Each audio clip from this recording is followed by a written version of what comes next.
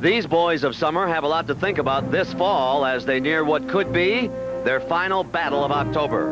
A memory or two about the way it used to be here on the shores of Lake Ontario. There was snow on the ground opening day, April 1977, and it wasn't until '85 that they played in the postseason. Yes, they'd had some October successes, but they just couldn't get to where they wanted to be. And where boys of summer want to be is in the Fall Classic. Guess what, folks? Here they are.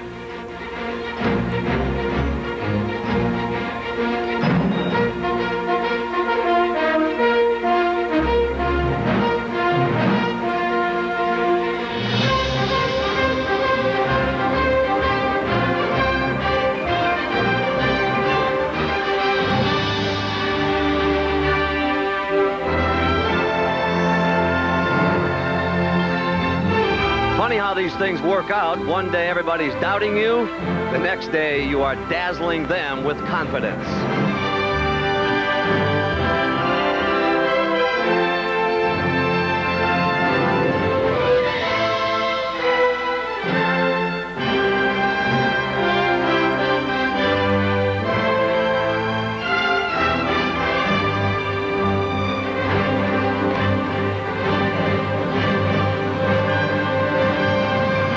This night in Canada, America's most prized trophy could go to the Blue Jays.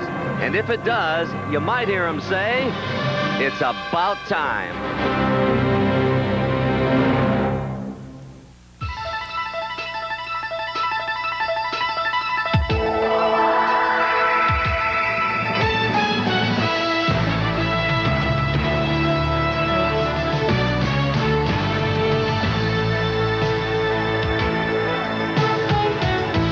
Well, Canada is preparing to pop the cork on a celebration that's been bottled up for over a decade and a half. With their Blue Jays perched a game away from the World Series title, the good folks north of the border are bubbling over with confidence and pride.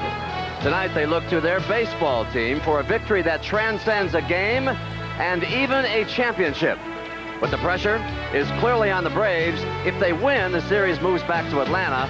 A loss tags them with that old "you can't win the big ones" label. And so how will you label tonight's emotions? Tears of joy or tears of sorrow? Give you the best ticket in the house as we bring you on into Skydome for Game 5 of this International Fall Classic. Hi again, everybody. I'm Pat O'Brien. Welcome to our CBS Sports continuing coverage of the 1992 World Series tonight. The Toronto Blue Jays are within one win of keeping this trophy. In fact, they've already picked out a spot to display it in their front office. So as we get right to work here, let's lay it right on the line for Atlanta. Only 5 teams have ever come back from a 3-games-to-1 deficit in a best-of-7 World Series. And earlier today, our Jim Cott spoke with Braves manager Bobby Cox about that. Well, you still have to play the game like a normal game, I think. You can't make too many quick hooks on pitchers or anything. You know, if they've got their good stuff, you got to let them go ahead and go with it. But we've got a full bullpen out there tonight. We may see some pitchers, but I think John Smoltz is strong enough to go ahead and carry us through at least 7 innings tonight. And our club has won more than 3 in a row before, so you know, actually the pressure's on Toronto now to hold the lead, and that's the way we felt against the Pirates. We were up 3-1, and they came back on us and darn near beat us, and that's what we need to do here. Last night's game, you had an opportunity to pinch hit for Jeff Blauser with Sid Bream on the bench. That thought ever enter your mind? Well, I've never hit for Jeff Blauser. Blauser is a legitimate hitter, and I love to see him up with men on base. He's one of the top hitters in our ball club, and, you know, lefty-righty, you go with that sometimes, but it doesn't make any difference. And Jeff hit the heck out of that ball, and I don't know to this day why Olerud was playing on the line right there. That was a game winner, and Jeff hit that ball well, and I've never pinch hit for Jeff. And our trophy, Jim Cott joins us now. Kitty, is he making the right moves in this series? Well, I think you can always look back at a manager's moves and say they were the wrong ones. It's dictated by how the players perform. I think the Braves' pitching has gone unnoticed in this series opposed to Bobby Cox's move. Their pitching has been outstanding. I think it's been a base running mistake, Terry Pendleton in Game 3, and just a few breaks that have not gone their way opposed to Bobby Cox's moves. Well, tonight's pitchers, Kitty, are a pair of familiar foes, John Smoltz of the Braves and Jack Morris of the Blue Jays. They dueled each other in Game 7 of last year's World Series. Last year, Morris pitched for his hometown team, the Twins, and he shut out Atlanta for 10 innings to earn a World Series ring and the MVP trophy. In the offseason, Toronto acquired him to win the big ones for them. Big ones like tonight's Game 5. Morris has already made his mark as the first 20-game winner in Toronto history, and now he could be the first player in nearly 4 decades to pitch and win the clincher in back-to-back World Series as he goes back-to-back. I talked to him earlier. Because of the success I've had, I became an instant hero. And, you know, it's something you relish because everybody wants to do good and everybody wants to have everybody like them. But unfortunately, when you don't quite do as well, even though the effort is still the same, the other side of the spectrum comes hitting you, and you got to deal with both of them. I don't think personally the effort's been any different, but the way the reaction has been different. I must say that he's awfully loose tonight. What about Jack Morris? Well, let me tell you about Jack Morris. He may look a little more hittable to the Braves hitters tonight than Juan Guzman or David Cone or the Toronto bullpen, but he has a way of games like this, and that's why they signed him.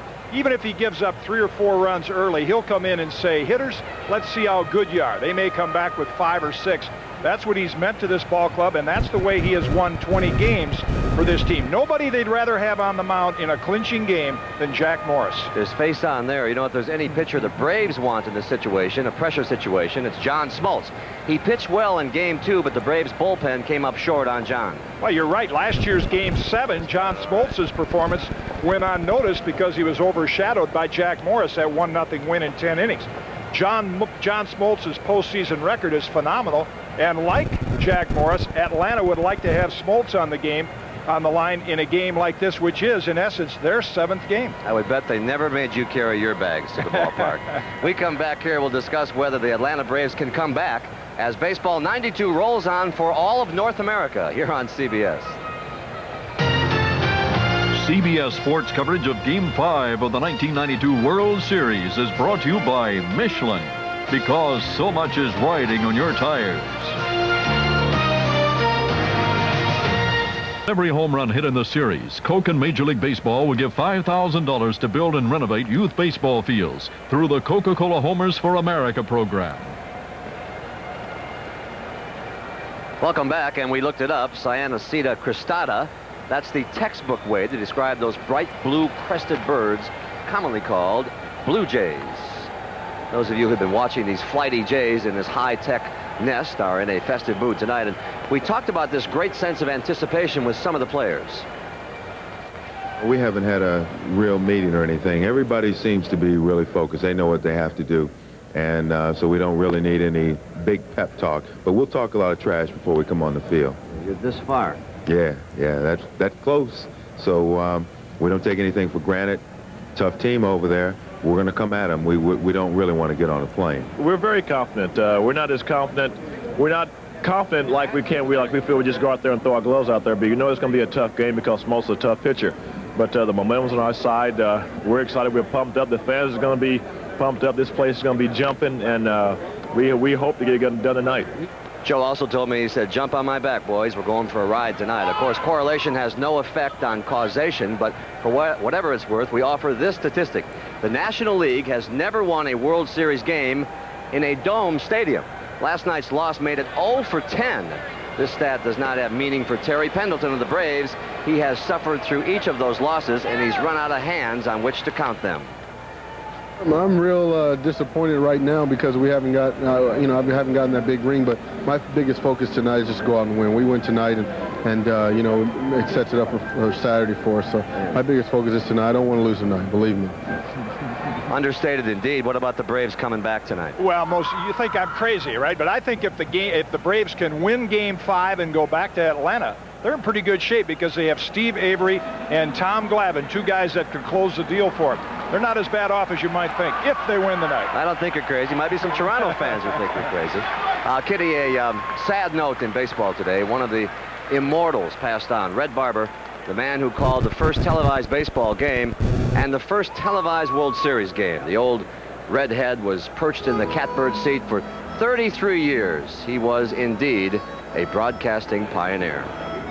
Fred taught me to take the blinders off, not to concentrate on just baseball, because words were our tools, words were weapons, words were paintbrushes. Barber and Mel Allen were the first Ford Frick Award winners, tantamount to the induction in the Hall of Fame. You're not going to have any friends with the newspapermen. I said, why? He said, because you're going to make them go to work. Because you're giving out every detail, pitch by pitch. They can't just sit up and write now that the Reds won yesterday over the Phillies 2-1. They're going to have to start writing. They're going to have to go to the clubhouse. They're going to have to interview ball players. You're going to make them go to work, and they're not going to like you.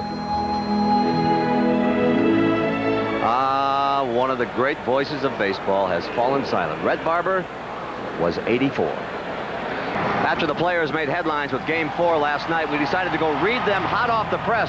Toronto in the midnight hour. And here comes the Sun. Our brethren in the print media have chronicled quite a tale, and this is the banner headline that greeted all of Toronto this morning. Meantime, down in Atlanta, the printers went about their jobs with equal professionalism, if not exactly equal optimism. And we'll press on here after a word for your local station. Stay with us.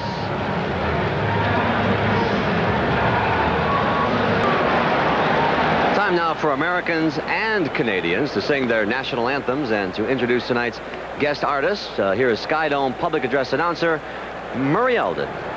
Ladies and gentlemen, please welcome MCA recording artist Lyle Lovett and his large band as they perform the American National Anthem. Lyle is accompanied by the U.S. Marines Color Guard and the Metropolitan Toronto Police Color Guard.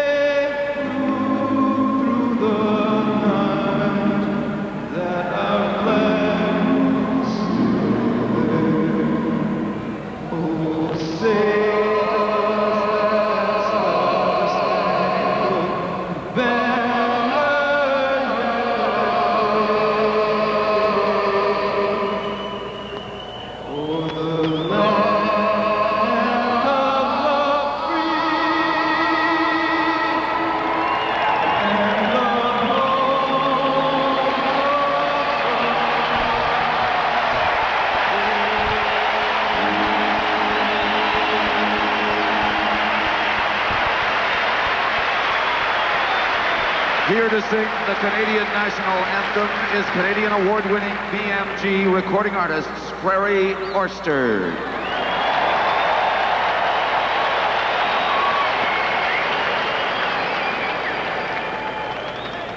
Oh, Canada, our home and native land, true.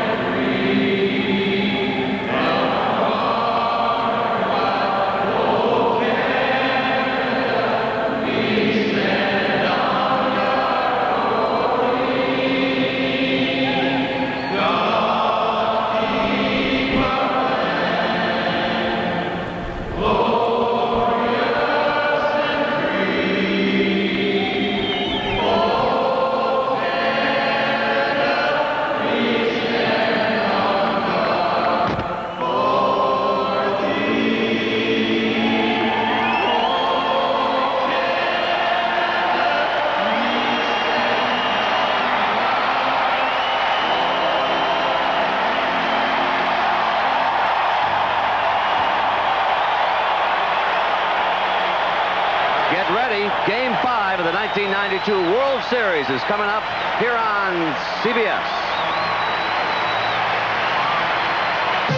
CBS Sports coverage of Game 5 of the 1992 World Series is brought to you by Oldsmobile, the power of intelligent engineering. Miller Lite, it's everything you want a beer to be. And by Magnavox, smart choices for smart people. The ingenious products from Magnavox. They're smart, very smart. Welcome back to Skydome. You know, a couple of miles down the road here is Exhibition Stadium, where it all began for the Blue Jays 16 years ago. And now, a week before Halloween, you just know that those ghosts are begging to be set free. Sean McDonough and Tim McCarver, give us some goosebumps tonight, fellas. Thank you, Pat, and good evening, everybody. Certainly last October, Jack Morris gave baseball fans everywhere goosebumps with his shutout of Atlanta in Game 7 of the World Series for Minnesota. Well, tonight, as Toronto goes for its first ever World Championship, Morris tries to make history by becoming the first man to win the deciding game of consecutive World Series for two different teams. And tonight in Game 5, he'll be opposed by the same man who was on the mound for the Braves in Game 7 last year, John Smoltz. Tim, the big difference in this World Series on the field, the home runs, 5-1 in favor of Toronto. And home runs certainly the story in the first two games, both teams 1-1. But in the last two games, 4 important plays by the Toronto Blue Jays have really turned victory for Toronto. 2 nights ago, the most important play in this series thus far. With runners at first and second, nobody out in the 4th inning, the remarkable catch by Devon White, doubling off Terry Pendleton at second. And remember the sacrifice in the 8th inning, moving Roberto Alomar to third base. That was only the second sacrifice of the year by Dave Winfield. And Toronto went on to win that game and take a 2-1 edge. Last night, Otis Nixon of the Braves leads off with a single, and he is picked off by Jimmy Key, setting the tone for the evening. Later on last night in the 8th inning, Mark Lemke's ground ball off the leg of Jimmy Key, and a remarkable play and recovery by Kelly Gruber. And then Dwayne Ward and Tom Hinkie came in to do their usual stellar job in the bullpen. And Sean, speaking of the bullpen, you said before the series started that Toronto had the edge there, and it's certainly proven that way thus far. Indeed it has. The Toronto relievers have combined to pitch 9 scoreless innings. They've allowed only 1 hit in 27 at-bats.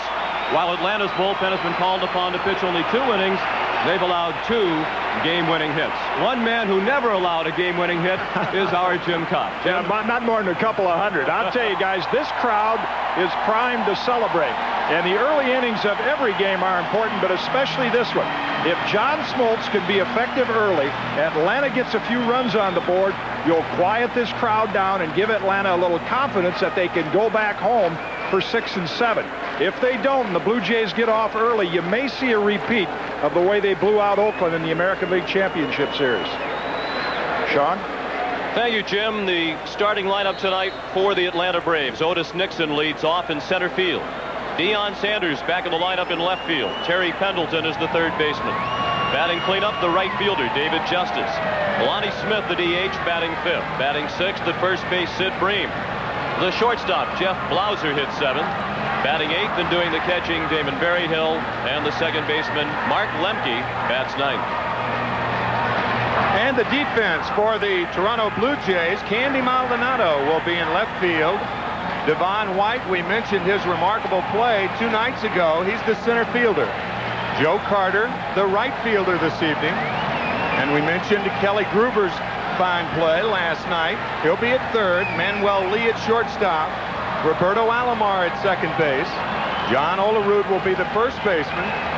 And the leading hitter on either side, Pat Borders, behind the plate this evening. And on the mound, Jack Morris, who pitched 10 shutout innings against Atlanta in Minnesota's 1-0 win in Game 7 of the World Series last year. Jack was not as effective in his only appearance in this World Series. He was the loser in Game 1, victimized by the 3-run homer by Damon Berryhill in Atlanta's 3-1 win, the Braves' only win in this series. Toronto has won the last 3 games in this World Series, all 3 of them decided by 1 run. And a sellout crowd is on hand, hoping to watch Toronto deliver the first ever Baseball World Championship to Canada. Otis Nixon leads off. He's 3 for 16 in the World Series.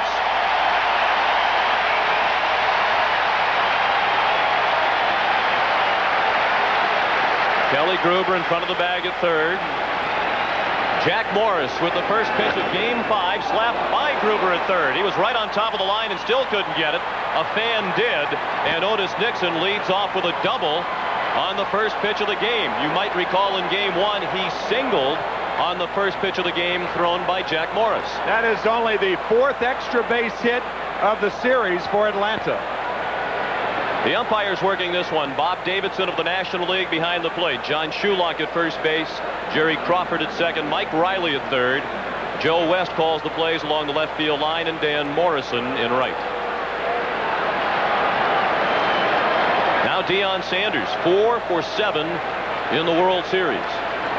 Despite the fact that he has appeared in only 2 of the first 4 games, he has more hits than any other Atlanta player. Chased the high hard one and missed. 1 strike on Sanders. You saw what happened when Kelly Gruber played in with Otis Nixon. That's one of the advantages for a left-handed batter. If you have a controlled swing to the left side, you can often spank it by that third baseman who's drawn in. He's got to play in for the bunt.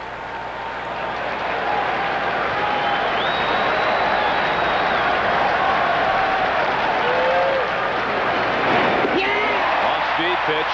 Sanders fooled badly. 0-2. Bobby Cox. Watch the Kansas City Royals come from 3 games to 1 down to defeat his Toronto Blue Jays in the American League Championship Series in 1985. He's hoping his Braves can do it to the Toronto Blue Jays in the 1992 World Series. He also saw the Pittsburgh Pirates almost come back from a 3-1 deficit. Were it not for that remarkable 9th inning Francisco Cabrera hit last Wednesday. Again, Morris had Sanders way out in front of the tantalizing off-speed pitch for the first out of the night.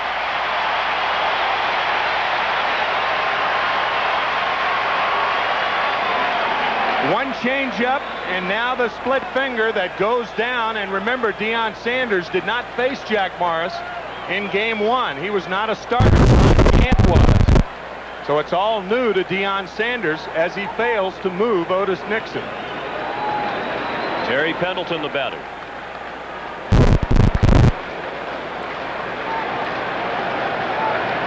The Atlanta Braves have, throughout this series, they have had their leadoff batter on 10 times, including Nixon's double, and they have plated them 4 times. First pitch to Pendleton, a fastball for ball 1. Terry's hitting just 188. He's 3 for 16 in the series. Bobby Cox says the key members of his lineup are not slumping. It's a matter of the Toronto Blue Jays pitching very well. 1 ball and 1 strike.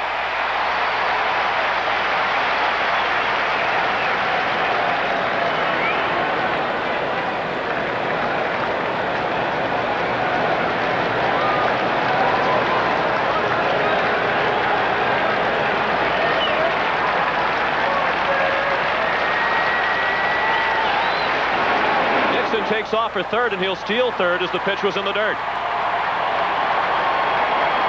So Otis Nixon has the stolen base, his 4th in the World Series, without being caught.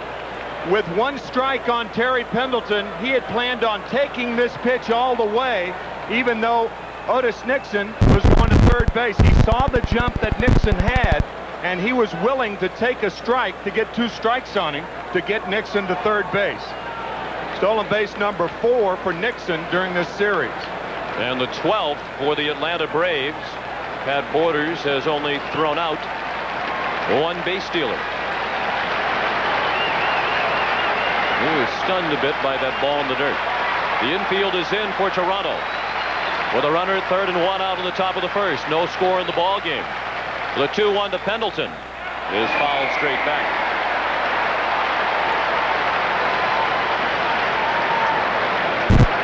Jimmy Williams, the Atlanta third base coach.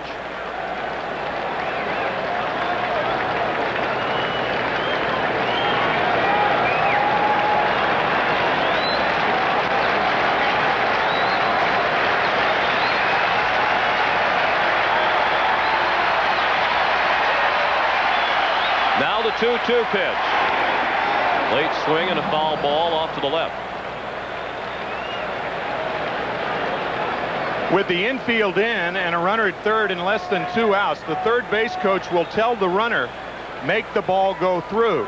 But you're on your own if it's a high chopper. If you can determine that the ball is going to be high, then you're on your own to try to score.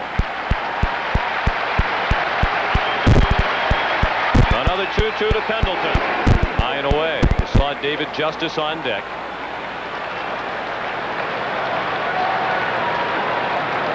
Pendleton without an RBI in the World Series. He was the leading hitter in baseball during the regular season with runners in scoring position. Now the payoff pitch. Slapped out of play.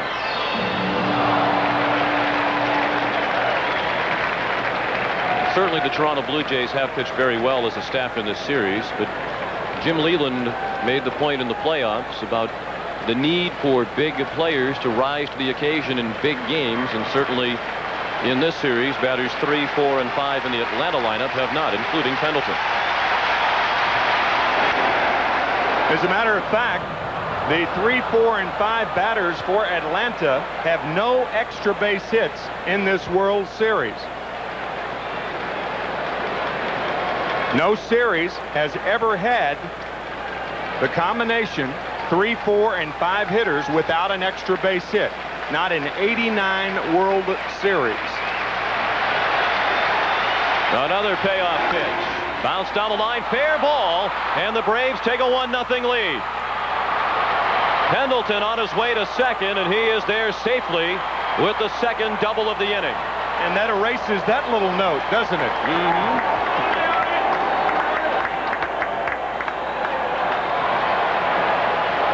Otis Nixon's double was inside the third baseline, and Terry Pendleton's is inside the first baseline.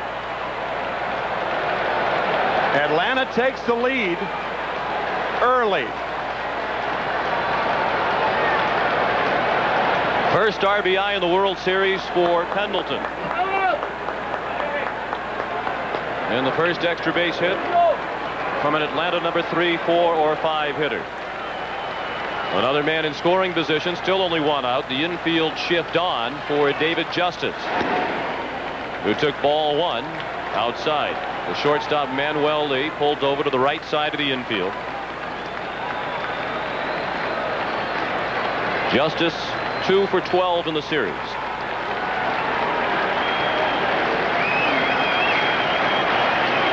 Justice has walked 4 times, more than any other player.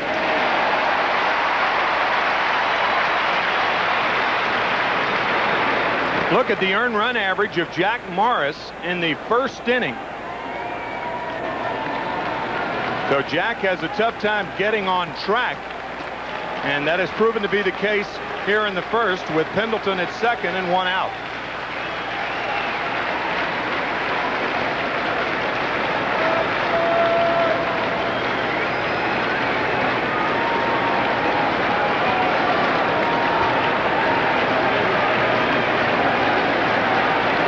The 1-1 pitch.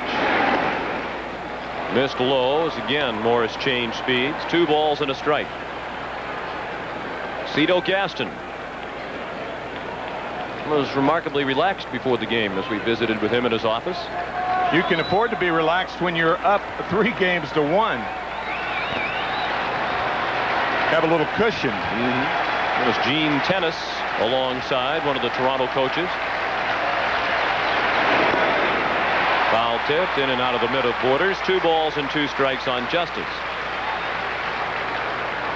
It happens every 10 years for Gene Tennis. He was the most valuable player in 1972 for Oakland. He also played in the World Series, a winner for the St. Louis Cardinals in 1982, and he's back as a coach here in 1992.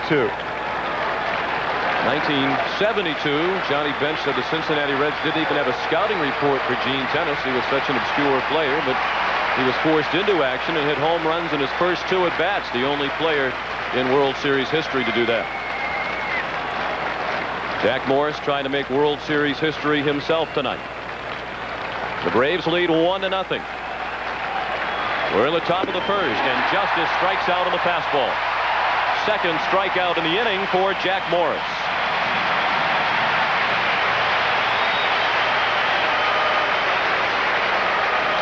This is a fastball over the outside part of the plate, and that's what happens to the hitters when you start looking for that splitter. What would normally be a hittable fastball becomes much faster because you're looking for a slower pitch. He just blew that ball right by Justice. Lonnie Smith, the DH again tonight. 1 for 8 in the series. Fastball high and tight. So again tonight, Ron Gant is the odd man out of the Atlanta starting lineup, with the right-handed Jack Morris on the mound. Pendleton at second with 2 down. 1 run in here in the first for Atlanta. That was by Nixon and Pendleton. There's a fly ball, pretty well hit, but room for Carter in right center. That ends the inning. The Braves get 1 off Jack Morris in the first. After half an inning, Atlanta 1 and Toronto coming up. Devon White leads off for the Toronto Blue Jays tonight. Roberto Alomar is the second baseman, batting third in right field. Joe Carter. Dave Winfield is the DH, batting cleanup. John Olerud at first base bats fifth, batting sixth. In left field, Candy Maldonado. Kelly Gruber is at third base, hitting seventh. The catcher, Pat Borders, bats eighth and hitting ninth. For the shortstop, Manuel Lee. John Smoltz is 2-0 during this postseason, and for his career, he is 4-0 with a 2.04 earned run average. He worked 7 1/3 innings in Game 2, and last year against Jack Morris, he worked 7 1/3 innings, allowing no runs. That game won by the Minnesota Twins 1-0 in 10 innings. 1-0 Atlanta as the Blue Jays bat for the first time in Game 5. Devon White, 4 for 17. Smoltz first pitch fouled out of play. White had 3 of those 4 hits last night, 2 singles and a double. He drove in a run.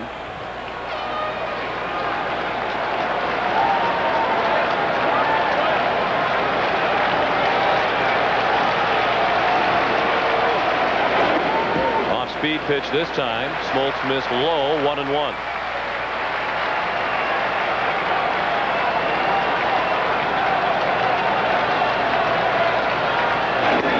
Check swing, that's on the corner, says Bob Davidson.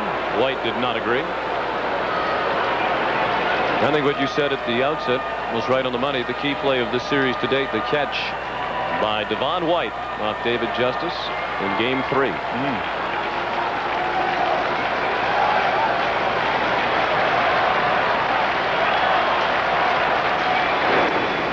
2 balls and 2 strikes.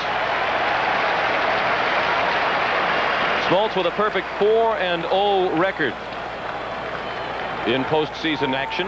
He's one of 8 pitchers in Major League history who are undefeated in postseason play with at least 4 wins.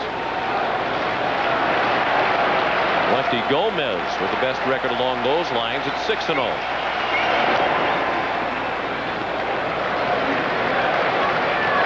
Still 2-2 on Devon White.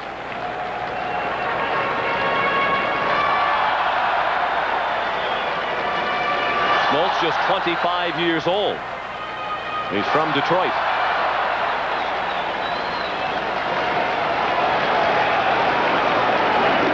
Check swing and a ball low.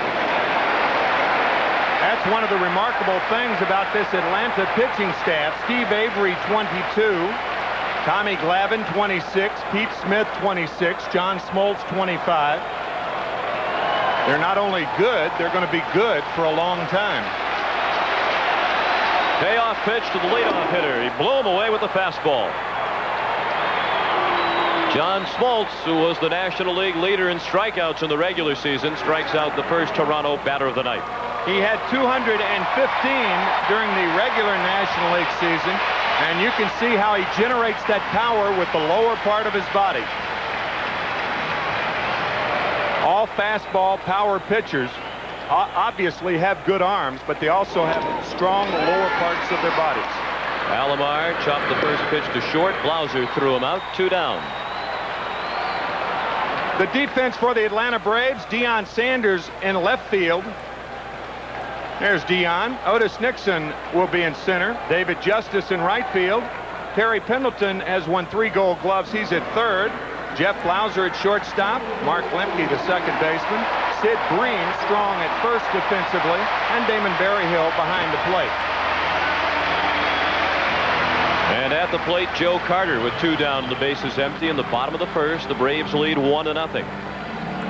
Carter 3 for 13, 2 of his hits solo home runs. 1 strike on the Toronto right fielder.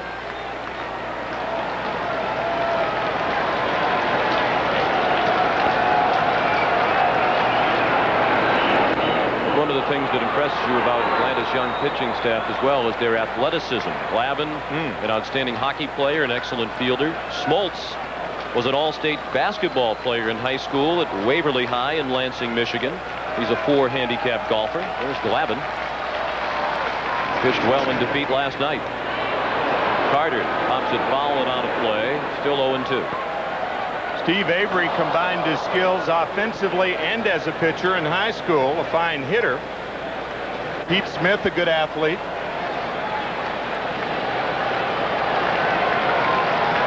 Matter of fact, Pete Smith tells the story of the only time in high school that Smith and Glavine pitched against each other, 2 highly touted prospects. They expected a pitcher's duel in the local area. The game wound up 7-6. They each claimed that they had a couple of hits against the other.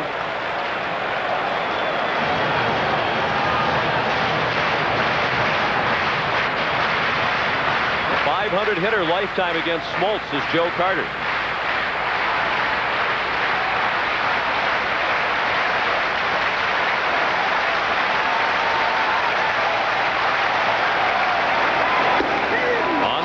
Strike 3. And Bob Davidson, the home plate umpire, has shown a rather liberal strike zone here in the first inning. After last night with Dan Morrison behind the plate, Jim Cott talking about how you had to throw the ball over the plate. Well, a more liberal Bob Davidson behind the plate tonight.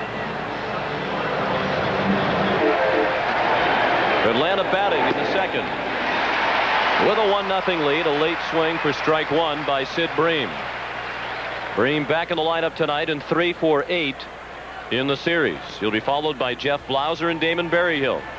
Atlanta scored a run off Jack Morris in the first on doubles by Otis Nixon and Terry Pendleton.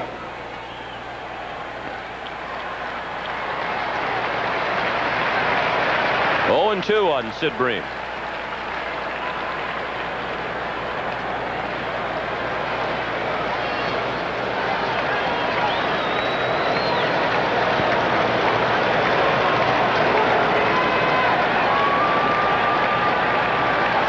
Saw that banner in the background. God used a Blue Jay to unite Canada.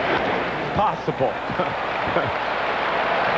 Bream into center field. It's caught by Devon White.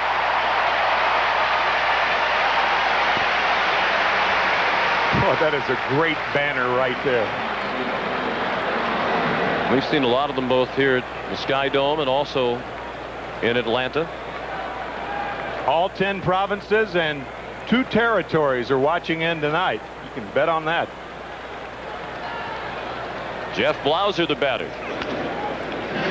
Popped out of play. 1 strike on the Atlanta shortstop, who's only 2 for 15 in the series. But despite those numbers, Bobby Cox says he never pondered pinch hitting for Jeff Blauser.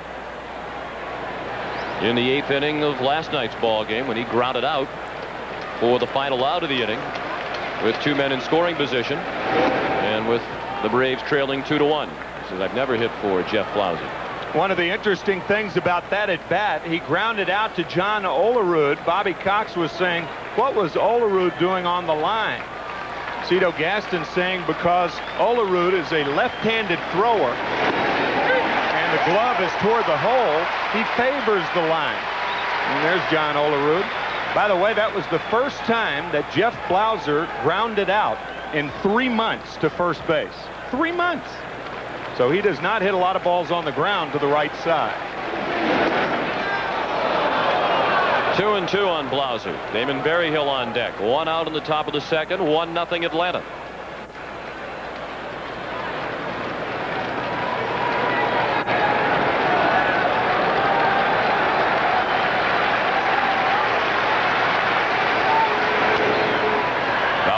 to the right side. Not only is Jack Morris attempting to become the first pitcher in World Series history to win the final game of 2 consecutive series with 2 different teams, he is also trying to become the first pitcher in history to win a World Series game with 3 different teams. He's done it for Detroit and Minnesota.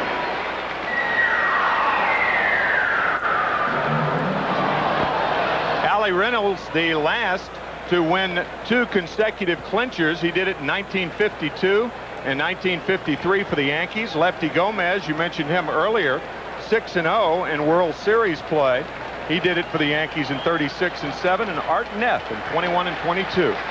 Nobody's ever done it for 2 different teams in consecutive years.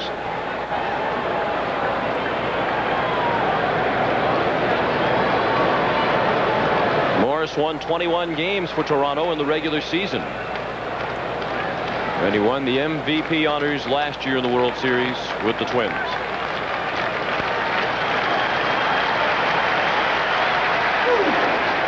In the dirt, a full count on Blauser with 1 out and the bases empty.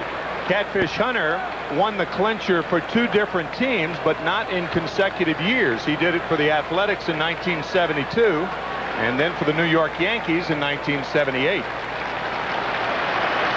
And it's good that you said that, because people watching tonight might have been thinking, wait a minute, what about Catfish Hunter? But it wasn't in consecutive years. Blauser strikes out. 2 outs in the second, 3 strikeouts in the ball game for Jack Morris. All of the strikeouts so far for Morris has been on fastballs. You can see the 2 fingers together. When the fingers are split, the ball goes down. When the fingers are together, that's his cross seamer, and the ball stays on the same plane. That's the fastball. Off-speed pitch popped up in foul ground by Damon Berryhill. Kelly Gruber makes the play. The Braves go in order in the second. After an inning and a half in Game 5, Atlanta 1 and Toronto nothing. Sean McDonough with Tim McCarver, our producer.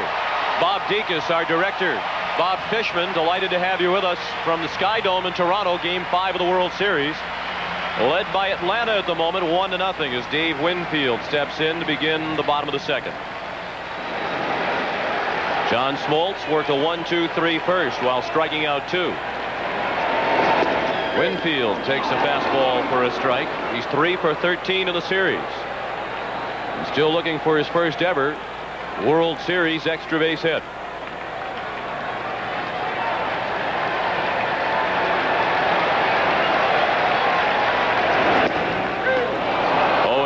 Winfield and Olerud and Maldonado coming up for Toronto in the second.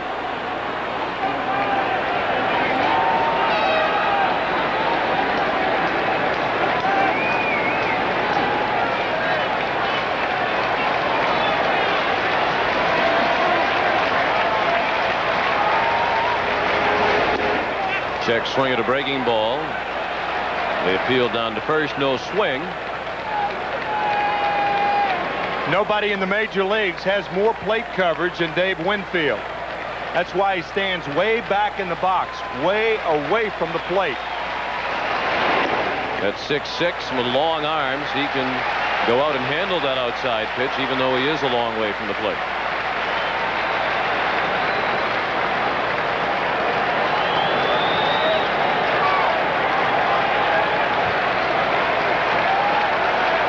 Now the 2-2 pitch. Winfield can be a free agent at the end of the season if the Blue Jays do not offer him salary arbitration. Winfield's agent says the talks are underway aimed at keeping him in Toronto, and it seems like a good move for both parties. Certainly Winfield has flourished here this year. He hit .290 and drove in 108 runs in the regular season. And the Blue Jays are in their first World Series, and Winfield a big part of that.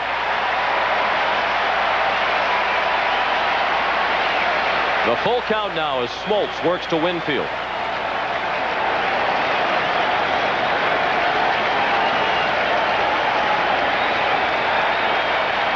The 3-2 pitch. Line to center field. Nixon on the run makes the catch. Winfield hit it hard, but Nixon runs well, and he was able to track it down in front of the warning track. Winfield likes to extend his arms. He extends his arms and hits it hard to right center. But Otis Nixon, like his counterpart, Devon White, an excellent center fielder.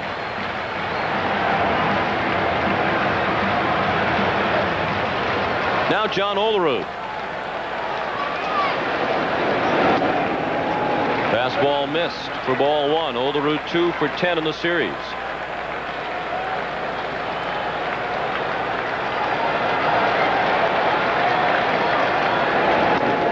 Both of John Olerud's hits came last night. He had a pair of singles in going 2 for 3 after starting the World Series. 0 for 8. We mentioned last night that John Olerud has a quiet bat. The one thing that the hitting instructor, Larry Heisel, has done with Olerud, he's talked him into moving his fingers. You see that left hand? It's almost like he's playing a flute. Interestingly, Ernie Banks used to have that same finger movement on the bats. It relaxes the hands, and it gives him a triggering mechanism. A lot of times, if your bat is too quiet, the ball's on top of you too quickly. But if you're wiggling those fingers, relaxing the fingers, it allows you to trigger very quickly. Fastball in for a strike. And interestingly, Ernie Banks is in attendance at the World Series. He spent about a half an hour chatting with Cito Gaston after Game 3 here at the Sky Dome on Tuesday night. 3-1 pitch, and now the count is full.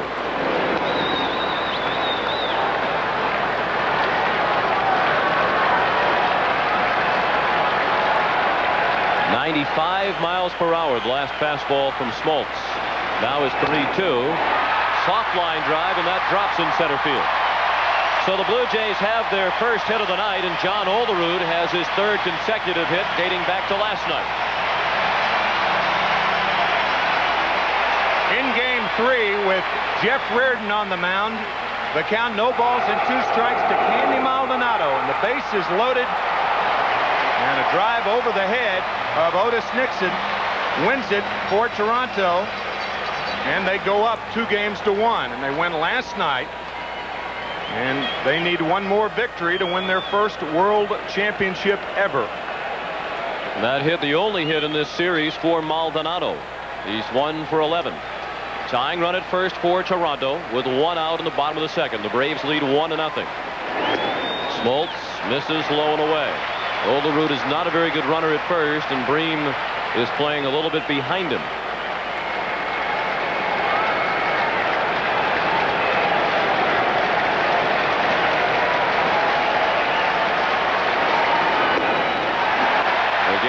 Smoltz misses low and away. 2-0. Rich Hacker is the Blue Jays' third base coach.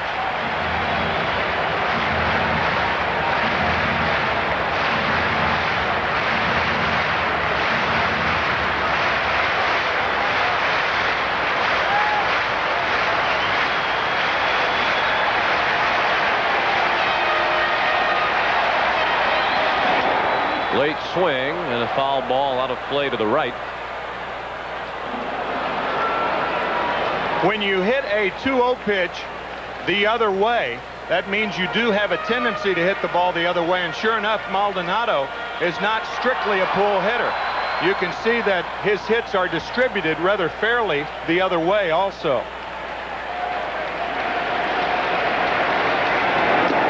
Foul tipped into the mid of Berryhill, 2-2, and certainly the Atlanta outfield defense has the chart that you just saw in mind, as Otis Nixon in center field is shading right, and Justice in right field is a couple of steps toward the line.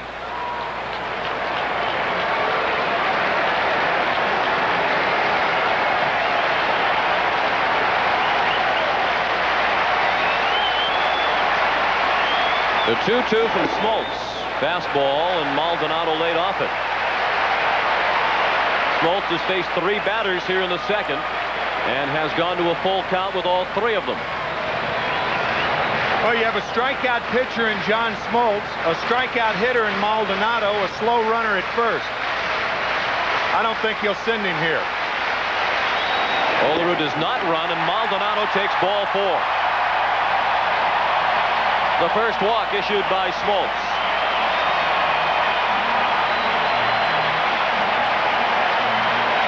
First and second with 1 out.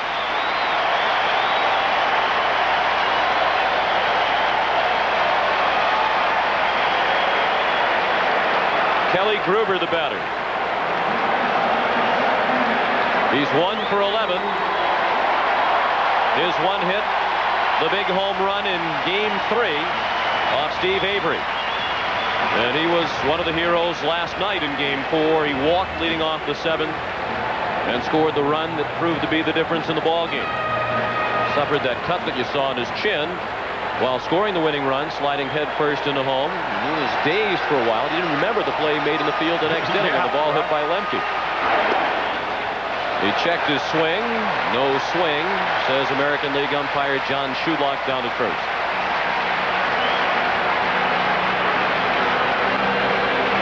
John Olerud, the runner at second. Candy Maldonado at first. With 1 out in the second, Atlanta leads 1-0. This is Game 5 of the 1992 World Series. The Blue Jays lead 3 games to 1. The 1-0 pitch. Hop foul, straight back and out of play. With Toronto up 1-0 last night, 7th inning, Kelly Gruber scores the second run, and that proved to be the winning run. Atlanta coming up with 1 run in the 8th inning. Kelly Gruber had walked to lead off the bottom of the 7th. Throw to second. Safe, and just barely is John Olerud. Lemke moved in behind Olerud undetected, and if the throw were a bit better, they had him. Bit better meaning down. That throw was high like a lot of Smoltz's pitches. Had that throw been down, Lemke would have applied the tag. You see how far he had to go, and that allowed Olerud to get back in safely.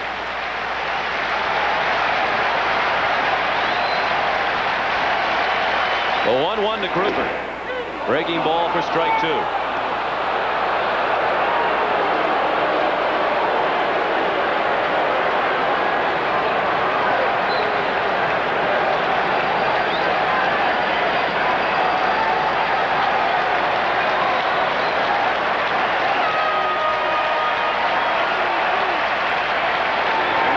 Struck him out with the breaking ball. That's the second out of the inning and the third strikeout already for John Smoltz.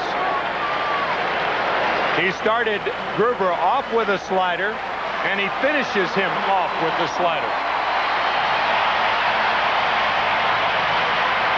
You folks at home may be able to tell the slider from the curveball. John Smoltz's slider will break parallel to the ground. The curveball breaks down to the ground. So you in your living room or wherever you're watching this game. Watch Pat Porter sting one deep down the left field line. It is off the wall, a fair ball. Olerud has scored. Maldonado stopped at third. Another hit for Pat Porters. He's 6 for 13 in the series, and the Blue Jays have tied the game at 1.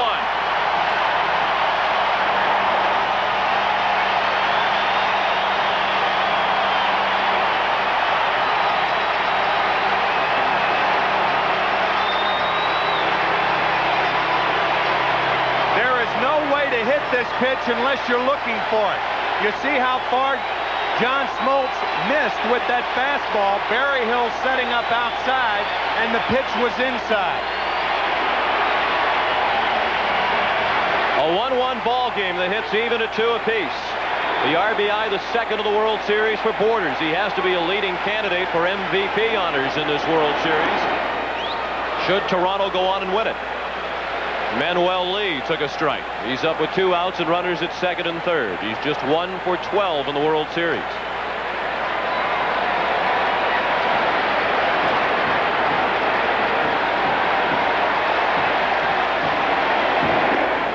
A ball low. Lee's only hit was a single in Game 2. It came off John Smoltz. He's 0 for 7 since then. Batting from his stronger side of the plate. He fared much better from the left during the '92 regular season. 2 hits and a walk off Smoltz in the inning. Lee lines to third. Solidly struck, but into the mid of Pendleton to end the inning. After 2 in Game 5 of the World Series, the Braves and Blue Jays tied at 1. Sports coverage of Game 5 of the 1992 World Series is brought to you by Michelin, because so much is riding on your tires. A Few Good Men, a new film from Columbia Pictures, and by the Heartbeat of America, Chevrolet and your local Chevy dealer. Watch how far Damon Berryhill moves his glove on the pitch to Pat Borders. I mean, John Smoltz missed with that fastball a lot, and he paid for it. As a result, the game tied at 1 as the Braves bat in the third. Number 9 hitter Mark Lemke, 2 for 13 in the series.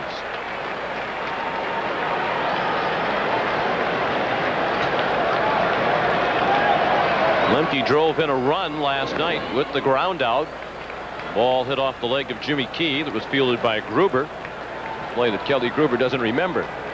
Lemke and the Braves remember it all too well. Morris will face Lemke, then Nixon and Sanders. That's up the middle. Lee couldn't glove it. And Mark Lemke has his 3rd hit of the World Series. Morris had retired 5 in a row prior to that base hit. Bobby Cox says, my hitters are hitting the ball just as well as the Blue Jay hitters. We just can't seem to find any holes. Maybe things have turned around for the Braves. The line drive by Manuel Lee with 2 runners in scoring position right at Terry Pendleton. And now Mark Lemke finds a hole. Otis Nixon lined a double along the left field line on the first pitch of the night thrown by Morris, and he scored the Atlanta run in the first inning. After stealing third, he came in on a double down the right field line by Terry Pendleton. Lemke not much of a threat to run. Otis Nixon from Evergreen, North Carolina, and there is the sign that was erected last Saturday in his honor. 650 people. You gotta love it. Jimmy Williams threw the monologue for Otis Nixon with his hand over his mouth, making sure apparently that there are no lip readers in the Toronto dugout.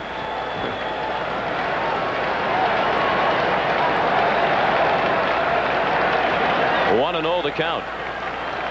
Morris has given up 3 hits now through 2 innings plus.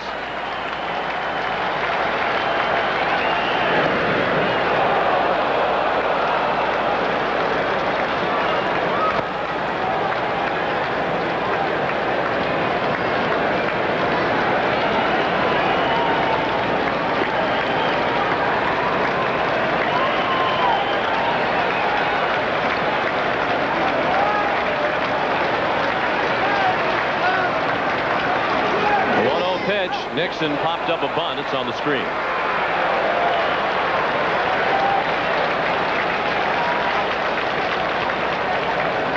With Nixon, it's either or. With a runner on first base and nobody out, when he puts a bunt down, it is not necessarily a sacrifice because of his speed. I think he tried to take that one with him, bunting it to the right side of the infield, taking advantage of John Olerud holding Lemke on at first base. See if he does it again. He does turn to bunt. Took a fastball inside for ball 2, 2-1.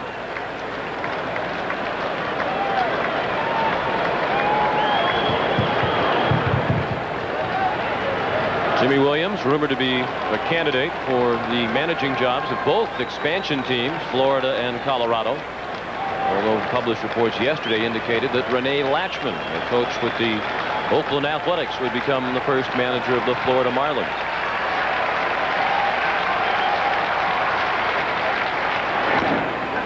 To short. Lee has to go to first to get Nixon by running step. That's the first out of the inning. Lemke to second, and here's Jim Tuck. Well, it's apparent that the Braves are trying to follow Bobby Cox's advice. I asked him, your hitters have now seen Jack Morris 5 games in the postseason. anything you can attack him with differently. And he said, we swing at too many pitches off the plate. Inning 1, they were patient. They scored a run. Last inning, Bream and Berryhill again chased pitches out of the strike zone, and they had a 1-2-3 inning. And Deion Sanders chased a couple of bad balls his first time up there while striking out swinging. 1-1 the score in the top of the third. Lemke at second with 1 out. Sanders chops 1 to second. Alomar throws him out. If Sanders' foot is bothering him, you wouldn't know it by the way he ran down the line. He made that a very close play on a routine chopper to second. And Deion doesn't appear to be limping as much tonight when he's walking out to his position as he was 2 nights ago when he started and went 3 for 4. And the minute I said that, he started limping more. Of course. Been limping on cue of late.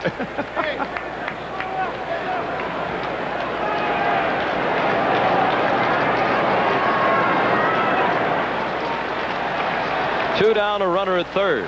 The Braves trying to reclaim the lead in the third inning. Terry Pendleton drove in the Atlanta run with a double down the right field line in the first inning.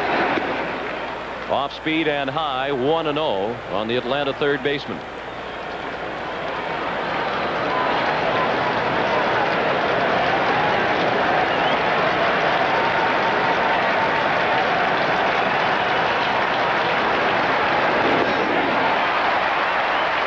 Borders kept it out in front of the plate as Pendleton missed 1-1. Jack Morris with 9 wild pitches on the season, 1 in the World Series, and a fine play by Pat Borders. We have seen Borders time and time again get in that position and keep the ball in front of him. He has just had a terrific World Series all the way around. And the postseason is grueling for all concerned with games on consecutive nights. The only off days are travel days between cities. A 1-1 to Pendleton, fouled straight back. It must be particularly grueling for the catchers, most notably Pat Borders, who caught more games than anybody else in the American League this year. 137. Tack on another 11. This is his 148th game of the year.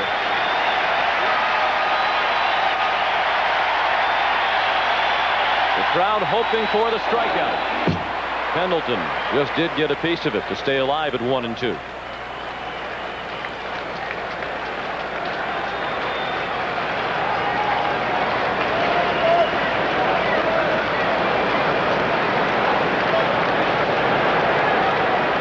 Bobby Cox told us that Terry Pendleton is one of those hitters who fares better after he's seen a pitcher a couple of times. Certainly that's true of most hitters, but Cox said it is particularly true in the case of Pendleton.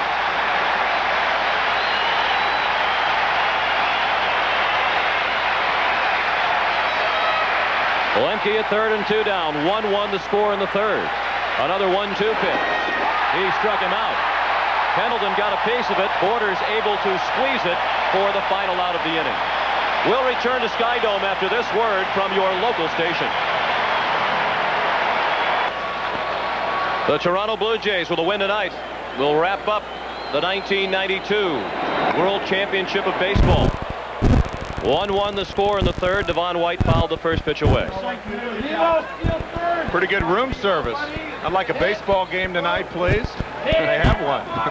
Those suites in the Skydome Hotel overlooking the playing field are going for $1,000 a night during the World Series. And they're jammed, as you can see. Of course, if you invite in 100 friends, all of a sudden it's not that expensive per person. $10 a pop. Not very good, Tim. I'll tell you, $10 is all it costs to close the roof here at Skydome. Can you imagine that? It takes 20 minutes and it costs $10 to close this roof or open it. $10, what a deal. 10 in each direction. That's $10 Canadian. With 20%, it's $8 American. It's unbelievable. What a deal. A fun Skydome fact here in the third inning. 1-2 now on White. Smoltz struck him out his first time up. Smoltz facing the top of the order of White, then Alomar and Carter.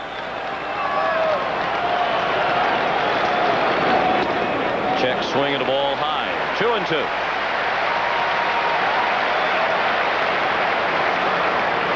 You think after the great catch a couple of nights ago in Game 3, Devon White would get more respect, but Dave Winfield has taken to calling him crash test dummy as a result of the accident in which he was a part. Smoltz chasing after the ball because they're going to appeal here to see if it was a swing. He wants Bob Davidson to appeal. Third base umpire Mike Riley has yet to call anything. Well, Bob Davidson is hollering in at the Atlanta dugout. Finally, he did point down to Mike Riley, and Mike Riley said no swing. And John Smoltz didn't want the ball to roll into the dugout. That was very close to a swing. The one thing you don't want to do as a runner, you don't know how far it's going to go away from the catcher, so you don't want to break toward first, because then the chances of you getting the call are slim. He looked like he could have gone around on that swing, however. From 0-2 to 3-2. White with a high fly ball, medium range center field, Otis Nixon. 1 out in the third. We understand that former baseball commissioner Fay Vincent underwent 4 hours of back surgery today, and that he's doing well, and all of us at CBS want to extend our best wishes to Fay Vincent.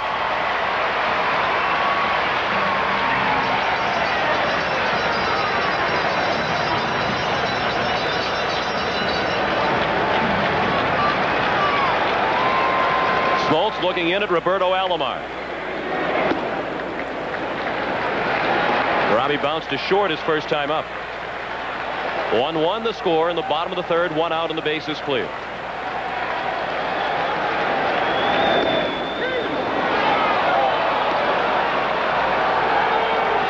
I mentioned last night that Roberto Alomar lives in that Sky Dome hotel that we saw a moment ago, and the manager of the hotel says we consider Robbie a member of our family. Must be a little bit more difficult for him to get around his Toronto home with all those people up at Sky Dome tonight. Robbie Alomar does not consider Bob Davidson, however, a member of his family. He's complaining about that pitch inside, and you rarely see Alomar complain this much. That was a close pitch right there. Before that fastball from Smoltz outside on a strikeout earlier, but that pitch could have had the corner. And Bob Davidson, to his everlasting credit, admitted that he missed the call on the catch by Devon White, the tag at second base that would have been the completion of the triple play. More umpires admitted their mistakes, there would be fewer prolonged arguments on the field.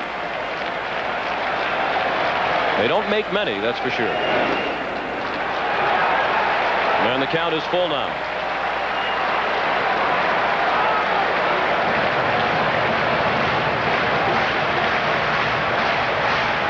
Smoltz went to a full count with the first 3 batters last inning. He went full with Devon White leading off this, the third. Now 3-2 on Alomar. This is already pitch number 52, and it's a ball.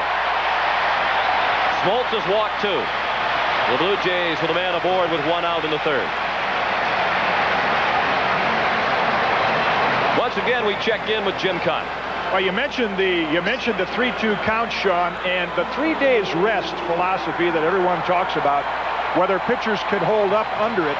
This is the situation. When you throw this many pitches early in a game, John Smoltz will tend to lose the sharpness on that breaking ball, and the ball will stay up in the strike zone. These innings early take out more out of that pitching arm on 3 days rest than anything else.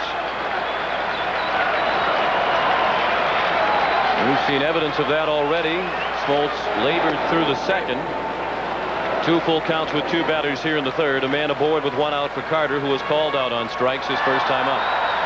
I think the hitters on both sides approach the pitchers the same way. They try to get ahead in the count so they can get a fastball to hit. And they're behind in the count. They have to fight off the sharp breaking ball and the fork ball, the splitter of John Smoltz, and the splitter of Jack Morris.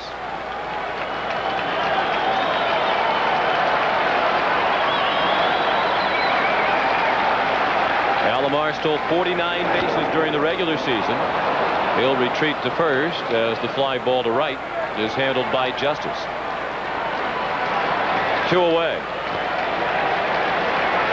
Well, Bobby Cox told Jim Cott on our pregame show with Pat O'Brien that He won't hesitate to use everybody out there in the bullpen tonight. This is a must-win situation, obviously. And he said he thought that Steve Avery was the only pitcher he would not use, and even that was a slim possibility.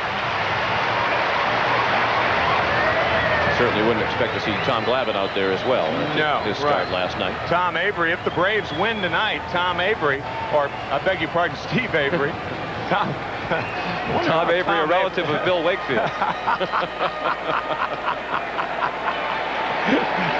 But Steve not Avery pitching on Saturday night, right? You saw that quick move to first base. John Smoltz gets the ball to the plate very, very quickly. It's tough to run on him, even though he is a right-handed pitcher. I knew you were going to do that. Felt that coming. First pitch to Winfield is a ball. They've lined to deep center his first time up.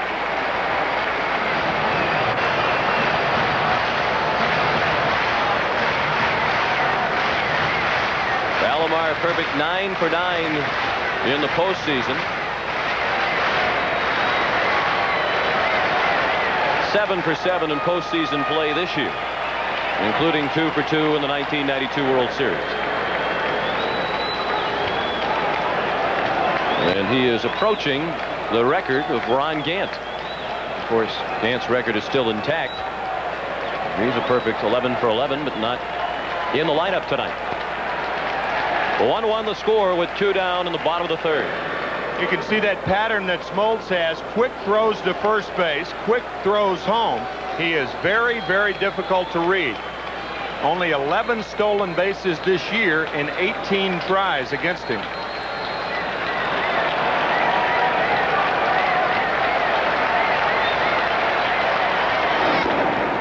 Chop to third. Pendleton, the short way to lefty to force Alomar and end the inning.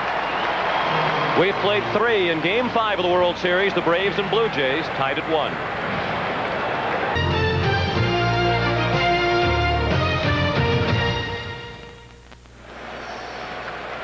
This game summary is sponsored by Budweiser. The Braves scored first in the first inning. Otis Nixon doubled and Terry Pendleton doubled him in.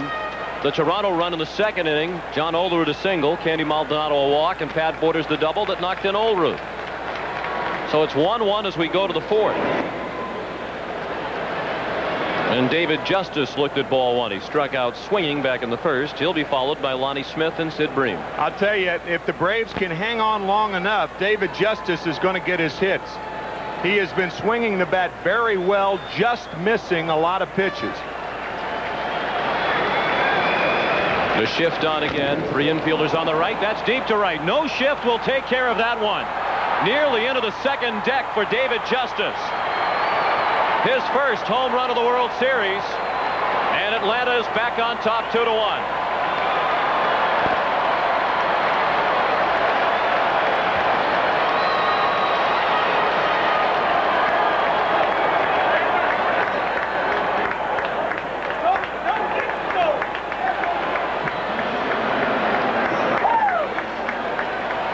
Justice has been just under pitches, but not this one.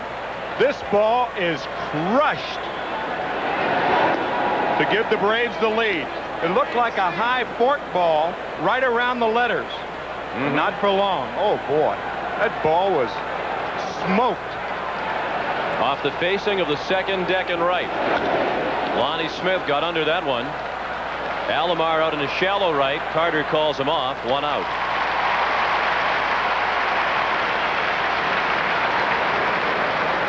Justice had 2 home runs in the league championship series against Pittsburgh. You mentioned that Bobby Cox had pointed out he was just missing getting under them. We got all of that. So the Braves lead for the second time. They've led 1-0 and 2-1.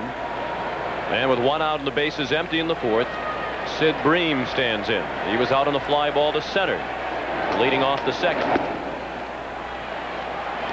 How close has this series been? Neither team has enjoyed a lead of more than 2 runs at any time in this series. Morris and the Jays lost the first game of the series 3-1. The other 3 games 1-run decisions. Bream hit it a long way to the opposite field, but Maldonado made the play in front of the track.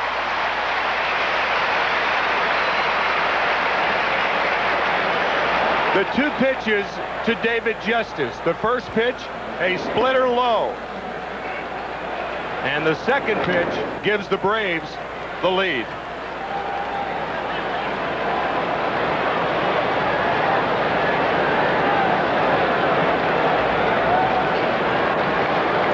Two down for Jeff Blauser. Blauser struck out swinging his first time up.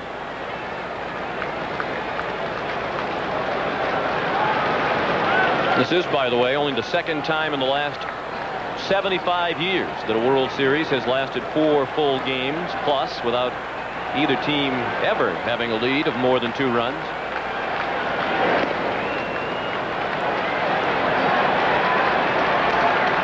Games have been close, with the Blue Jays have won 3 of them, and Atlanta has only 1 win. They need a win tonight against Cito Gaston's ball club to send the series back to Atlanta for games 6 and 7. 2 balls and a strike on the Atlanta shortstop Blauser.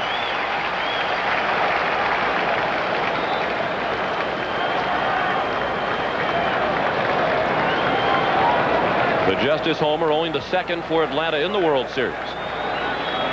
Toronto has hit 5. In the hole, base hit. Gruber was playing close to the line, and Blauser bounced it through for just his 3rd hit of the World Series. What does Jack Morris throw? Well, he throws the fastball. You notice how he uses the seams for leverage to throw it harder. He uses the splitter. That ball has a tumbling motion when it faces the hitter, going down. And he uses the slowest of his pitches, the palm ball, and aptly named, as you can see with that grip.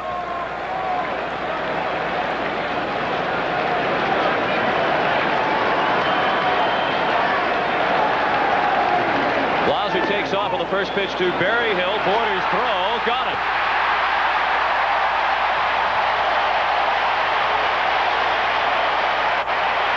Well, now Pat Borders can do absolutely no wrong. The Braves reclaim the lead on the Justice homer as we go to the bottom of the 4th.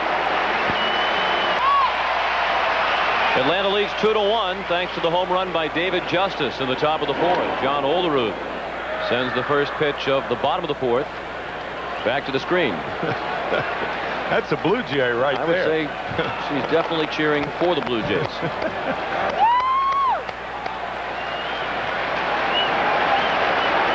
Olerud, then Maldonado and Gruber. John Olerud has another hit. That's his 4th consecutive hit. He singled and scored the Toronto run back in the 2nd. That's the 3rd hit in the ball game for the Blue Jays.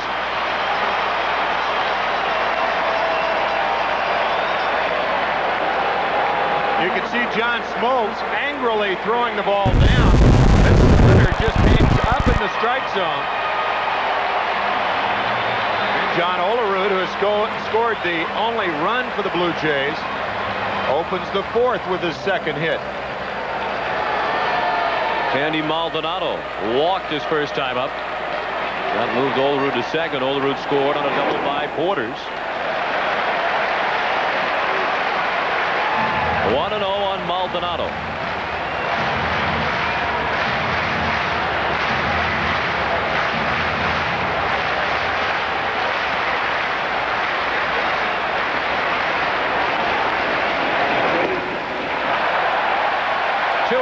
Maldonado.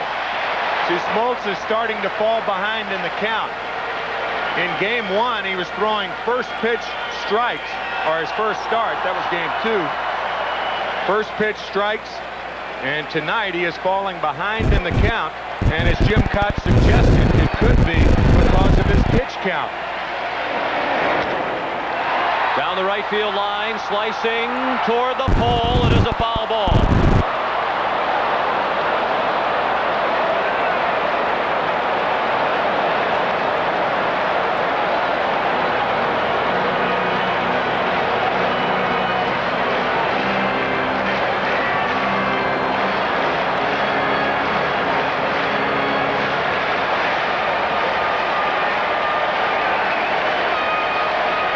Pitching coach Leo Mazzoni chomping on the gum alongside Bobby Cox. 2-1 is high. 3 balls and a strike. We're in the bottom of the 4th. Atlanta leads 2-1. The Braves are out hitting the Blue Jays 5-3.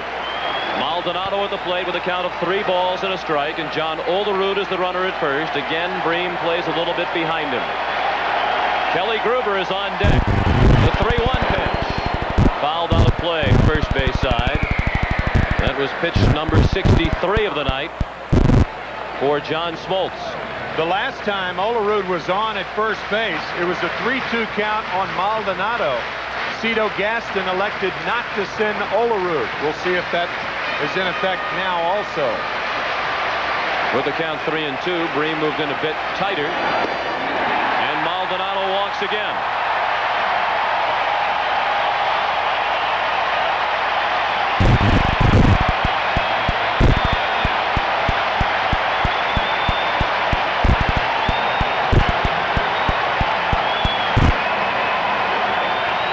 Sid Bream, Damon Berryhill, Terry Pendleton, all at the mound. Lemke and Blauser will join them as well. They are trying to determine what to do on a bunt should Kelly Gruber lay one down. I think when you have a 1-run lead, what you try to do in this situation is make sure you get the 1 out, even at the expense of bunting the runners over at second and third. If you mess up the bunt play, that's going to lead to the big inning. You still have a 1-run lead. So I think Atlanta will be conservative in this bunting situation if Kelly Gruber indeed bunts. You would think that would be the play with the problems that Gruber has had. He's 1 for 12 in the series, including a strikeout tonight. We got a piece of the pitch and fouled it off. Home plate umpire Bob Davidson checked quickly with Gruber to make sure he was okay. Yeah, I think Bob may have thought that Kelly was hit on the hand. But of course, if you bunt the ball and you hit on the hand, it's a strike if it's bunted foul.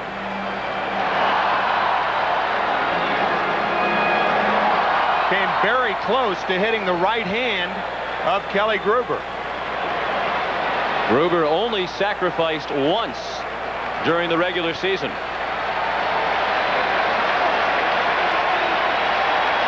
He also had a sacrifice in the American League Championship Series. The 0-1, no sign of a bunt. It's a ball low and away. Well, you have the hottest hitter on either club on deck.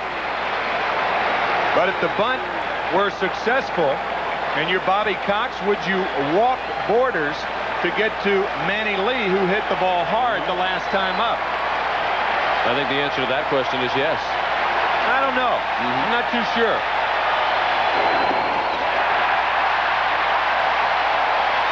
Two balls and a strike. One thing is for certain, John Smoltz is not on top of his game tonight. Pete Smith and Charlie Leibrandt warming up here in the bottom of the 4th inning. When he is on, he can dominate.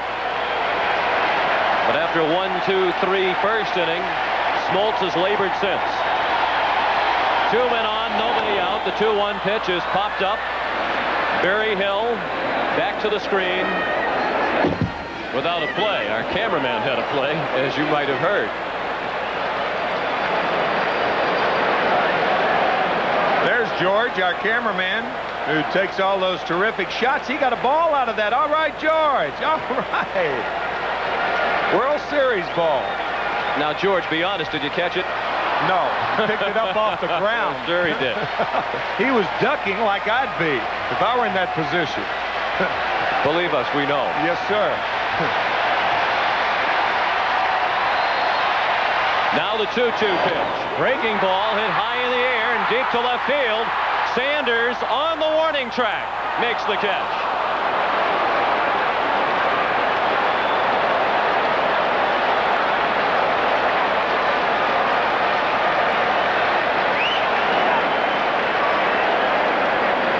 One out.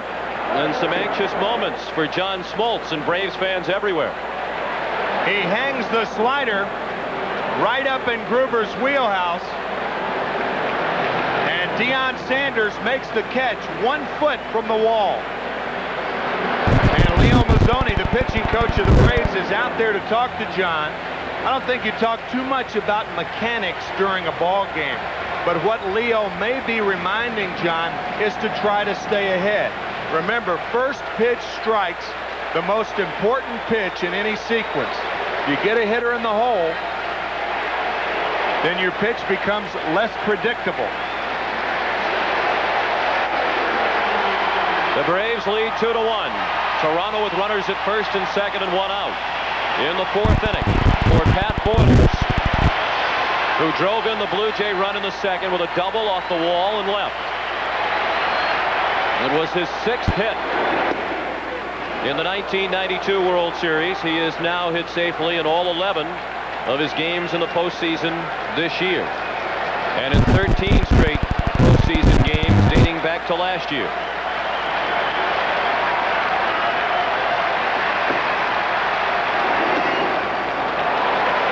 Again, Smoltz missed the mid of Berryhill. He had to move significantly to his left to field it. We've seen that a lot tonight. John Smoltz control off target. The 1-1 pitch. That one wasn't close. 2-1.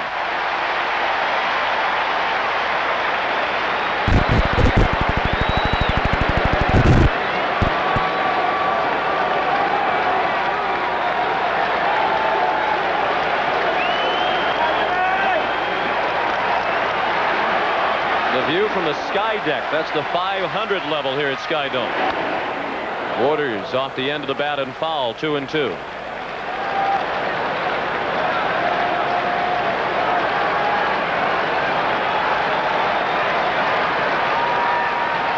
There have only been 3 longer postseason hitting streaks than the one currently enjoyed by Pat Borders. Hank Bauer 17 games, Ricky Henderson 15, Brooks Robinson 14. Smoltz to second. Olerud back safely.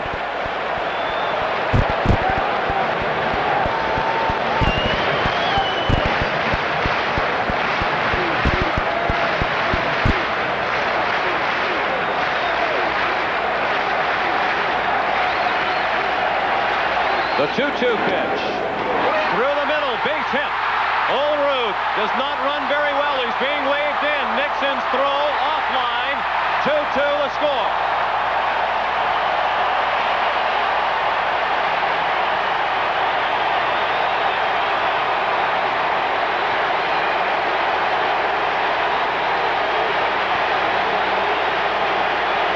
Mark Lemke was shielded from seeing the ball by John Smoltz. Watch.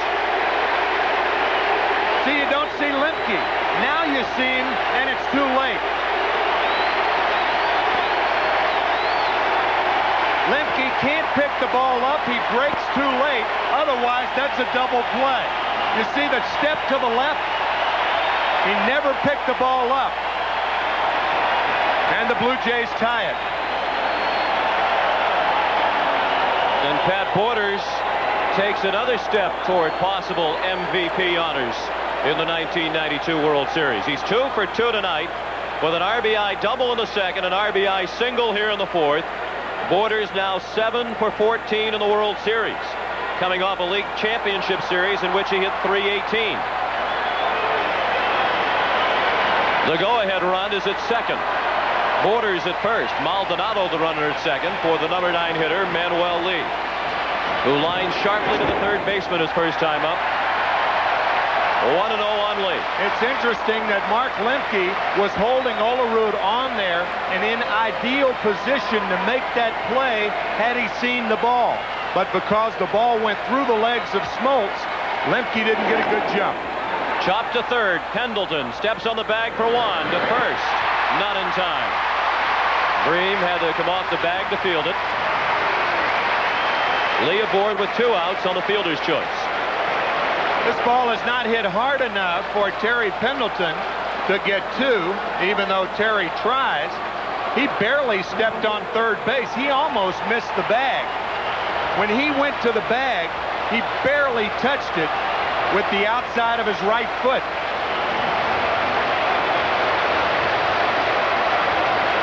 I mean, that is very close. He almost missed the bag if he touched it. Looked like he did with the toe. With just barely. Close. Good thing he's a size 9. Devon White. Instead of a size 7. I'll tell you, he is very close to missing the bag right there.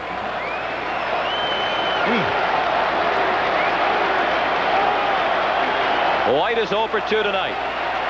He is struck out and flying to center. 2-2 the score in the bottom of the 4th.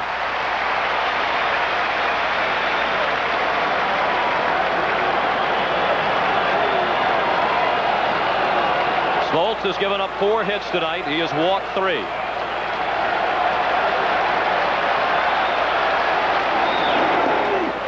Good change of speeds. White out in front of it. 1 ball and 2 strikes.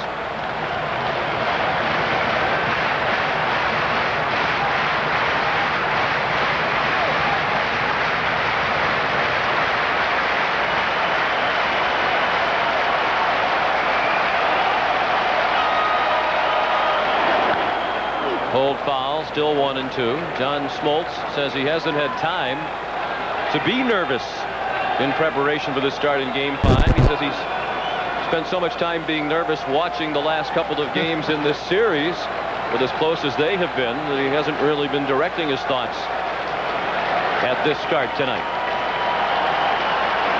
Maldonado at second. Borders at second, rather, and Lee at first. Maldonado was erased at third on the force out. And now the 1-2. Check swing. Did he swing? Yes, says Mike Riley. That ends the inning. 4th strikeout tonight for John Smoltz. After 4 innings, 2-2 the score. Now a World Series moment from Game 5, 1956. Gets the sign. 2 strikes and a ball to Mitchell with 2 away in the top of this 9th inning. Larson looks in. Here comes the pitch. Strike 3. A no-hitter. A perfect game for Don Larson. The called 3rd strike on Dale Mitchell. Capped Don Larson's perfect game performance. Game 5, 1956. Yogi Berra was the catcher. The Atlanta catcher, Damon Berryhill, at the plate. He fouled out to the 3rd baseman, Kelly Gruber, his first time up. He's the first batter of the 5th inning in a 2-2 game. Yogi Berra, of course, number 8. The New York Yankees have 2 number 8s retired. Bill Dickey was number 8, and Yogi Berra was number 8.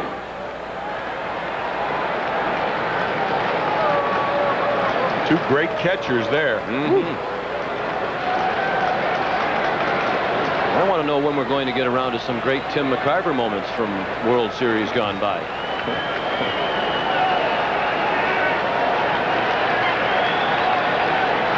Jack Morris with the 2-1 pitch, fouled away. If I'm not mistaken, he remained the last man to steal home in a World Series game. Yeah, but I mean, it was tainted. It was the back end of a double steal in Game 7 in '64. You know, and I mean, that's right, but it's you know, Mike Shannon was the lead runner. He stole second base. He kind of took Bobby Richardson out of the play. Could have walked home. Oh, you're so modest. No, I mean, really, back end of a double. I mean, there are a lot of people in baseball who think that a back end of a double steal shouldn't be a stolen base. You're right. I'm one of them, so you're out of the books. I am too. Thank you. Not yet. Oh, sure. Now play it yourself, but then when we take it away from you, you want to stay in there. That's right. I'm not going to be overly humble. The 2-2 to Berryhill. Lined foul. Berryhill, then Lemke in the top of the order. Nixon in the 5th inning.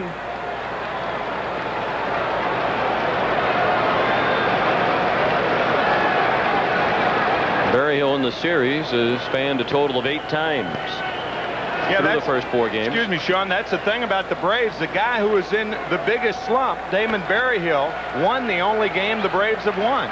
A 3-run homer in Game 1 to win it 3-1. That was off Morris, and it remains Berryhill's only hit in this series. Now he strikes out again. One out in the 5th. Here's Jim Cotton. Guys, pitchers sit on the bench between innings and they pay attention to the rhythm of the game. And in this case, Jack Morris knows that if he can get the Braves out 1, 2, 3 in this inning with the stressful innings that John Smoltz has had, it gives the Toronto lineup a big advantage. And they have the meat of their lineup coming up in the bottom of the 5th. Alomar, Carter, and Winfield. Alomar throws Lemke out. 2 down in the 5th.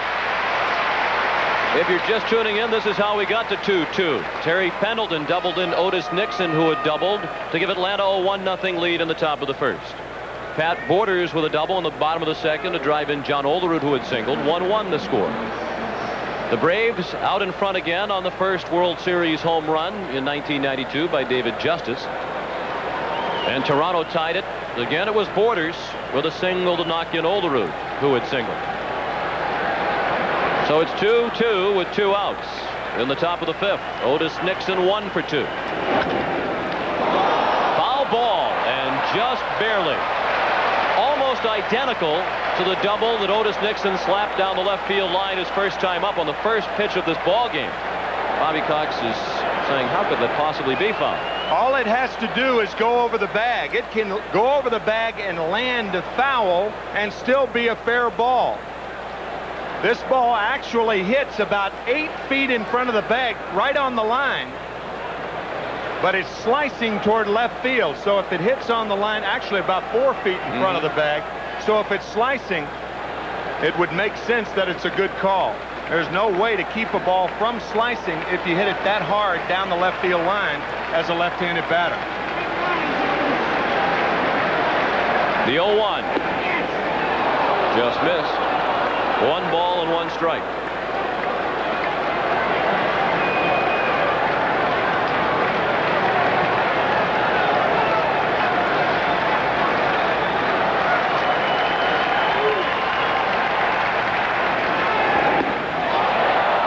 Unlike Game 1 of the World Series, in which Morris walked 5, Jack has had excellent control tonight. He has not thrown a walk.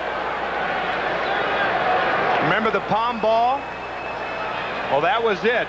A little floater, 64 miles an hour, 9 miles over the speed limit. But not in Canada. No. That's a base hit. Otis Nixon, 2 for 3 tonight.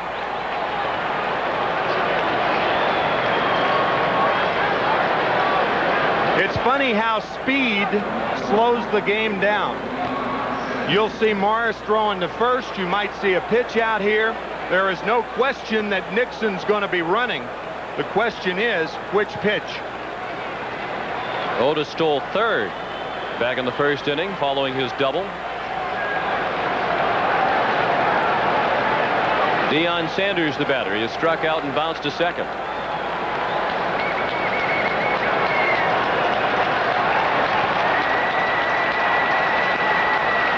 Pat Borders has also thrown out a runner tonight. He nailed Blauser trying to steal. That ended the 4th inning, but Toronto has given up 28 stolen bases in this postseason. That's a record. They've only thrown out 4 would-be base stealers.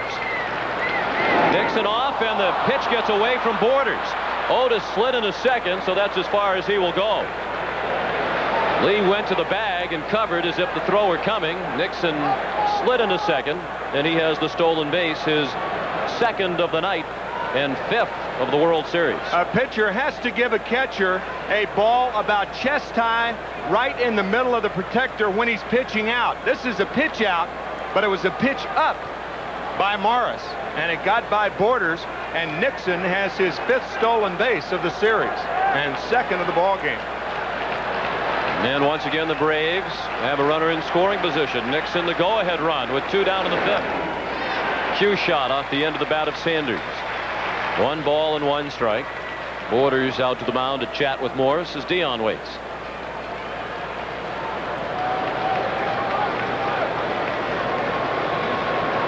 The Braves now with 13 stolen bases in this World Series. The record 18 shared by the Cubs of 07 and the Pirates of 09. And that's the most in a World Series in 80+ years. The 13 posted in this one by Atlanta. This is only game 5. Sanders to center, a hit. Charged by White. Nixon to the plate. White's throw is cut off. Olerud dropped the ball as he thought about throwing in behind Sanders. Nixon scores again. The stolen base, a big one. And the Braves reclaim the lead for the 3rd time tonight, 3-2. Morris finally gave in to Deion Sanders with a fastball, and Sanders spanks it up the middle. Nixon scoring easily. I think Devon White just wants to hit the cutoff man here, knowing full well there's no way to get Nixon. And that way Olerud can cut it off and try to throw behind Sanders at first, but he dropped the ball. And what a story Deion Sanders is in this World Series. He's now 5 for 10 with his RBI single. 1 for 3 tonight. Galen Cisco, the pitching coach at the mound, as Pat Corrales, the Atlanta first base coach, talks with Sanders. See, this is what speed on the bases does. You've got the middle infielders up there, Robbie Alomar, Manuel Lee. The catchers out there, the pitching coach, they're talking, and that's what speed does. It just absolutely confuses the defense. Otis Nixon has done it twice. David Wells, the left-hander. Todd Stottlemyre, the right-hander. And you can look for Sanders to be running somewhere in this sequence. And you think back to the point made by Jim Cott about the importance for Morris to hold the Braves at bay in this inning because his teammates can sense that they are getting to John Smoltz, but he couldn't hold off the Braves. Terry Pendleton doubled a drive and a run in the first. He struck out in the 3rd. Sanders is not running on the first pitch. That's a fair ball. Just like his double in the first inning. It's touched by a fan. And Sanders will be sent back to 3rd. That is a tough break for the Braves, and I think Bobby Cox will argue about this. If in the judgment of the umpires, they think that Deion Sanders, with that tremendous speed, can score on the ball, then an umpire can award Sanders home plate and make it a run. You don't know what the ball's going to do. Is it going to hug the wall? Is it going to hit the wall and bounce out? And I think Bobby Cox has a good argument right here. Deion Sanders looking back to see if it was fair. It was fair, and it was touched by a fan. Now, what's this ball going to do? Is it going to kick out? Is it going to hug the wall? You don't know. Tim, if Deion Sanders doesn't score on this play, there isn't a man in baseball who scores on this play. That's right. And he's off with 2 outs because it's the crack of the bat. If they're not going to allow him to score, they could never send any runner around in this situation. Deion Sanders looking back unnecessarily. Why is he looking back twice? Let the umpire be the umpire. All you should do is take off for 3rd and pick up the 3rd base coach. But it becomes a moot point because the umpires decided that it was going to be a double anyway. But that is a break for Toronto. You know it's going to be a double. It can do only one thing for Toronto, and that's help them. So Cito Gaston with an assist from one of the 52,000 fans in attendance. They intentionally walked David Justice to load the bases with 2 outs. And to get to the right-handed hitting Lonnie Smith. Justice hit a mammoth home run his last time up. 3-2 Atlanta. Braves led 1-0, then it was 1-1. They led 2-1, then it was 2-2. Now it's 3-2. Deion Sanders at 3rd. Terry Pendleton at 2nd.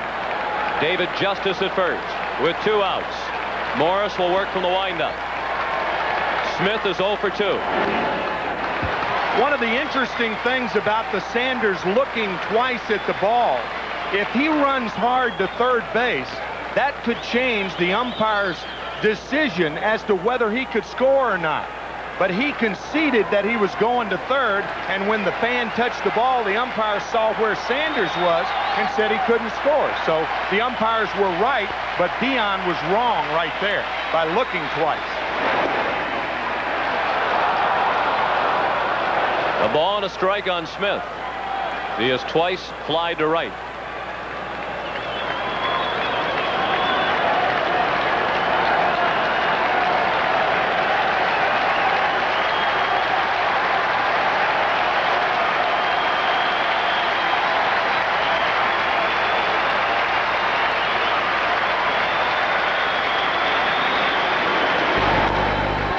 Chopped down the line.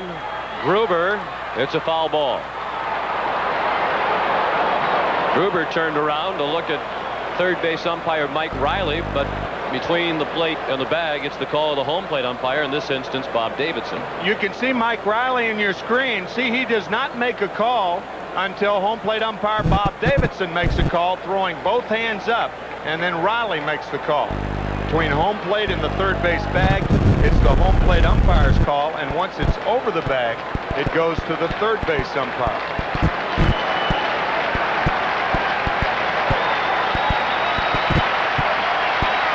Saw a moment ago that Lonnie Smith is nearly a 300 lifetime hitter with the bases loaded. That includes 3 grand slams. Atlanta 3, Toronto 2 in the 5th inning of Game 5 of the 1992 World Series. The Blue Jays lead the series 3 games to 1. The 1-2 pitch. Fastball, and he fought it off.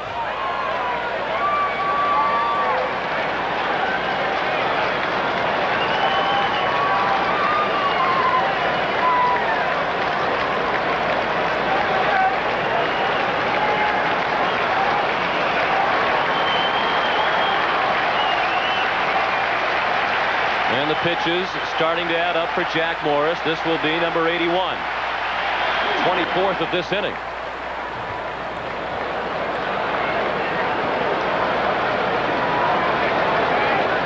Of course, he's working with 1 day of rest more than that enjoyed by John Smoltz. Morris was the Toronto starter in Game 1. Smoltz went in Game 2 for Atlanta.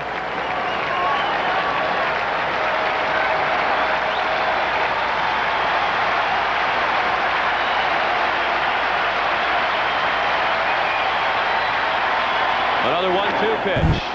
High in the air and well hit to right field. Carter to the wall. Grand slam, Lonnie Smith.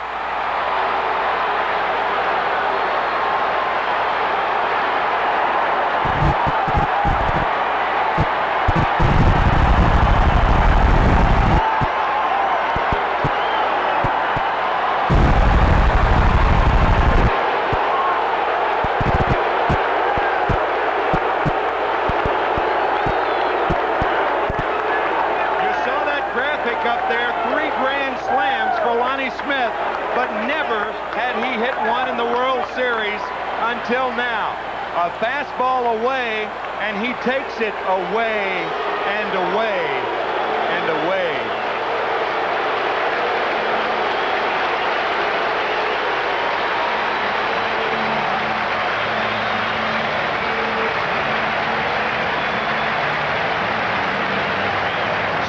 To Atlanta. We're back in just a moment. David Wells on in relief of Jack Morris, and his first pitch is a breaking ball for a strike to Sid Bream. Well, undoubtedly a lot of folks in Georgia were doing what Marvin Freeman and Javier Lopez were doing when that ball cleared the fence. Oh, what a great shot. Oh, man. A lot of people around Canada were doing what Joe Carter did.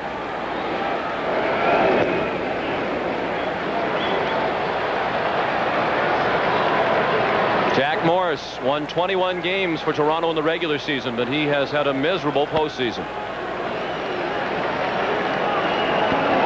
Bream, the 8th batter of the inning, up with 2 outs and the bases now empty. This is the first lead of more than 2 runs for either team in this World Series. And all the damage came after Morris retired the first 2 hitters in this inning.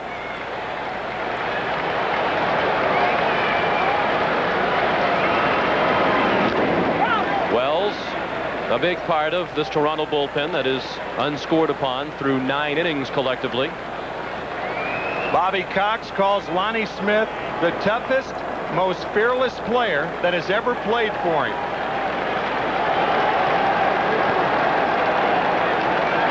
Reinforcing his stretch drive nickname as well. Yeah. The 1-2. Lee out. Maldonado in. The left fielder takes it. That ends the inning. 5 runs in the 5th for the Braves, highlighted by the grand slam by Lonnie Smith. Halfway through Game 5, it's a 5-run Atlanta lead.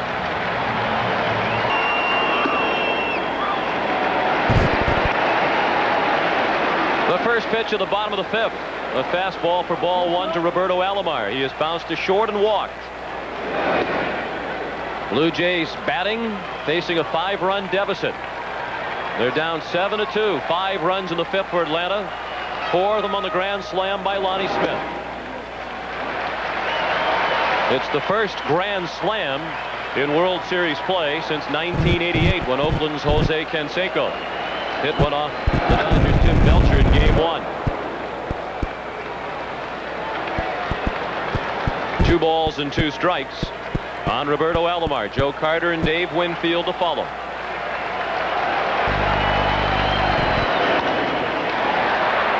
Sanders, a late start, but he's there. 1 out.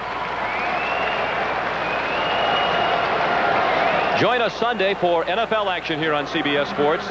Washington and Minnesota head our 1 o'clock lineup, while some of you will see Dallas and the Los Angeles Raiders at 4. It all starts with the NFL today at 12:30 Eastern. The last word before kickoff. 1 out in the Toronto 5th. And the batter is Joe Carter, who has struck out and flied to right.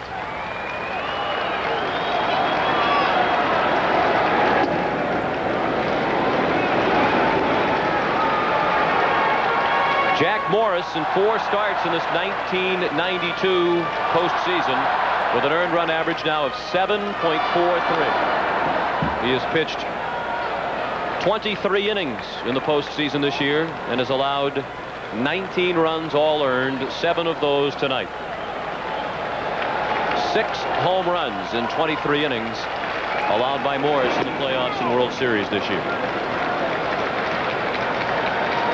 And if the Braves do win, the guy sitting to the right of Jack Morris will be the starter on Saturday night against Steve Avery of the Braves. And there he is, David Cone. Carter with a high fly ball in shallow left center. Sanders and Nixon come together, and Sanders made the catch. And he points to himself as if to say to Otis Nixon, hey, that's my ball.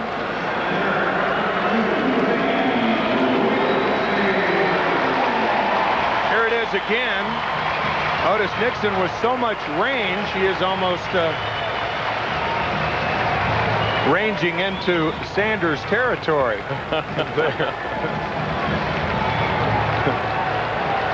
He was not at home on the Sanders range. No, he wasn't. He seemed a bit upset about it. Dave Winfield bounces one through the middle. He's 1 for 3 tonight. Toronto has its 5th hit and a 2-out base runner in the 5th inning.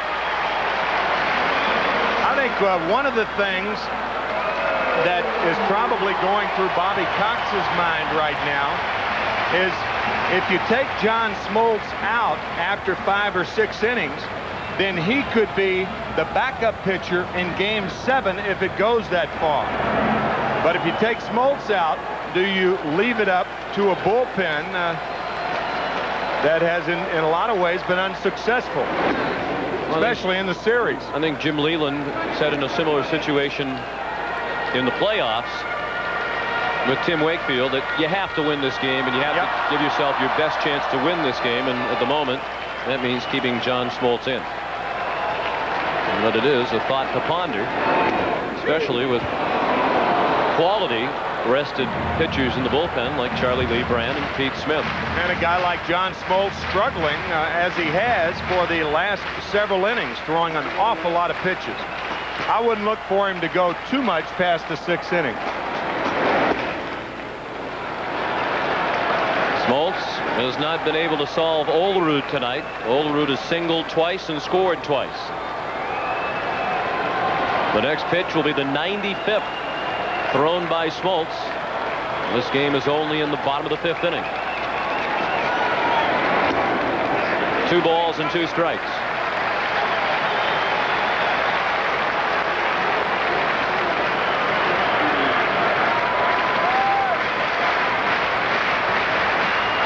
Olerud with 4 consecutive hits dating back to last night. World Series record, Billy Hatcher had 7 straight in 1990. And Thurman Munson with 6 straight in 76, and then his first at bat in 77.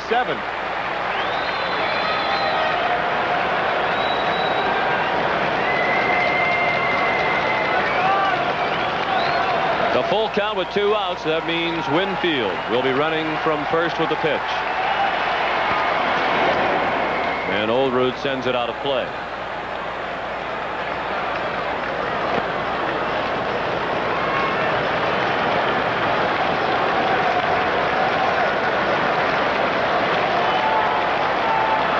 Atlanta 7, Toronto 2 in the bottom of the 5th inning in Game 5. Winfield off again, Olerud to left field. And Sanders will have all 3 putouts in this inning. We'll return to the Sky Dome after this word from your local station. Back in the top of the 5th inning, Marvin Freeman, Javier Lopez celebrating the grand slam by Lonnie Smith. Freeman has the ball that accounted for 4 of the 7 Atlanta runs, and the Braves lead 7-2 as they come up in the 6th inning. Sean McDonough along with Tim McCarver, delighted to have you with us for Game 5. And even with our first one-sided game, long way to go and plenty of action again tonight. That was a great shot of Marvin Freeman when he was saying 4 runs with just 1 ball. That's a pretty good day, huh? Bargain day. Later we saw Marvin stick the ball in his jacket pocket and wrap his arms around his body as if to say, I have this ball and no one is going to take it away from me. Unless it's Lonnie Smith. That grand slam, the 16th in World Series history. Only the 3rd by a National League player. The last National League Grand Slam in World Series play back in 1964 by Ken Boyer of St. Louis. You remember that well, I'm sure. I surely do. He hit it off Al Downing, an 0-2 pitch that wrapped around the foul pole at Yankee Stadium. And the Cardinals won that game 4-3. The Yankees had scored 3 runs in the top of the 1st inning. Blauser out on the pop-up and foul ground to John Olerud, 1 down in the 6th. And you know who played a big part in that game, the game in which Boyer hit the grand slam home run? 2 relievers. One, the manager of the San Francisco Giants, Roger Craig, and the other, Ron Taylor. And Ron Taylor is now the team doctor of the Toronto Blue Jays. How about that? That's something, isn't it? Damon Berryhill was popped out in foul ground and struck out. He's facing reliever David Wells, who came on to get the final out of the 5th inning. Ron Taylor, who is the physician of the Blue Jays, also starred in the 1969 World Series victory by the New York Mets.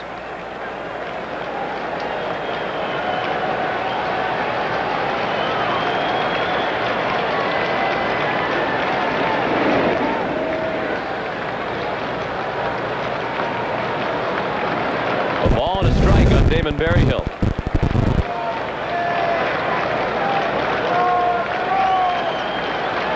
Ron Taylor, a native Canadian. Berryhill with a pop-up.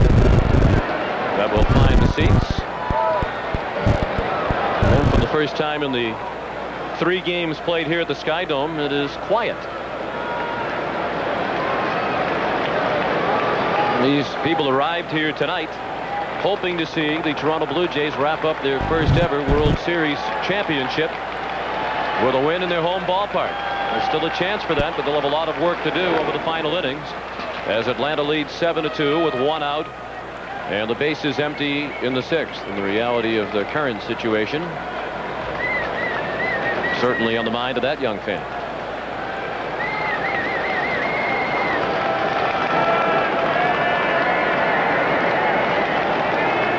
David Cohn charting the game in case it goes to Game 6.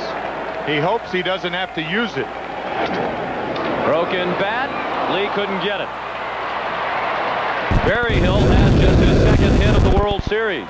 His first since the home run off Morris in the 6th inning of Game 1.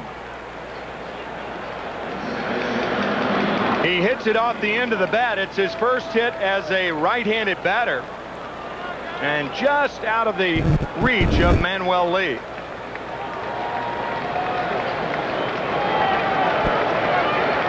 John Olerud holding Berryhill on at first. Berryhill, a very slow runner. Lemke with the penchant of hitting the ball the other way. I wouldn't hold him on here.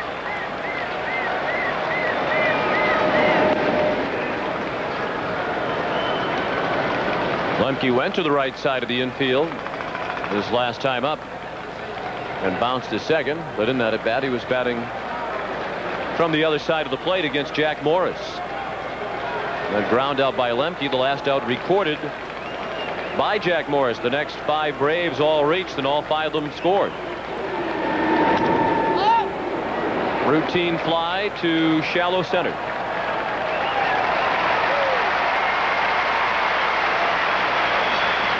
Two away in the 6th inning. And friends, we remind you that this copyrighted telecast is presented by authority of Major League Baseball and may not be reproduced or retransmitted in any form without the express written consent of Major League Baseball.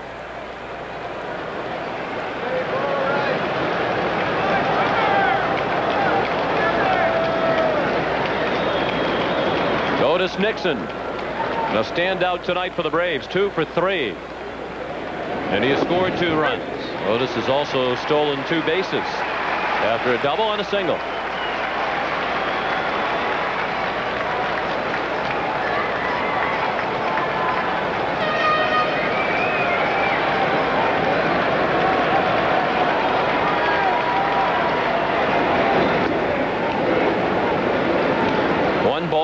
Strike. Nixon batting for the first time tonight from the right side of the plate. The hit off Wells by Berryhill, just the second yielded by the Toronto bullpen in this series in 10 innings combined. Olerud snares the line drive by Nixon. That one appeared to be heading for the right field corner. Nixon robbed of his 3rd hit of the night. We go to the bottom of the 6th. The Braves 7 and the Blue Jays 2. For every home run hit in the series, Coke and Major League Baseball will give $5,000 to build and renovate youth baseball fields through the Coca-Cola Homers for America program. And perhaps there's a bonus for a grand slam. We'll have to find out if there is. Lonnie Smith will make that an even larger contribution tonight. There really ought to be. It's a rare feat. Sure they should. Coca-Cola is a generous company. Well, if Atlanta wins, we'll be down there about 1 o'clock tomorrow, so you can traipse on over to the Coca-Cola Company. That's where the headquarters are, and talk to them about that. I'll be resting. And we'll get some free samples. 0-2 the count on Maldonado, who has walked twice. 52,268 here in all different types of outfits.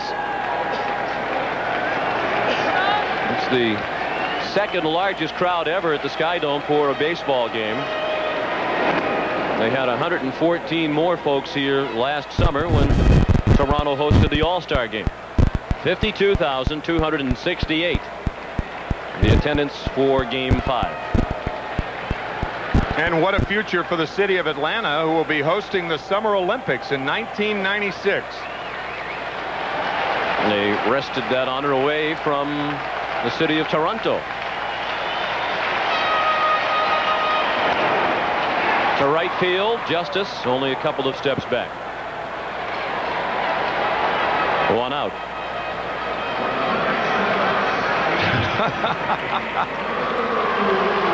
We've seen Coneheads, but we don't know what we'd call him.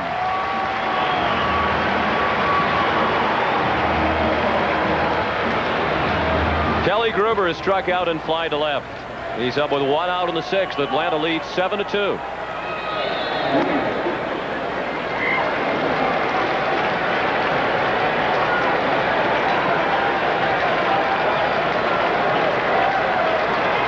Gruber at the plate, Borders on deck. Excellent pitch by Smoltz outside part of the plate at the knees.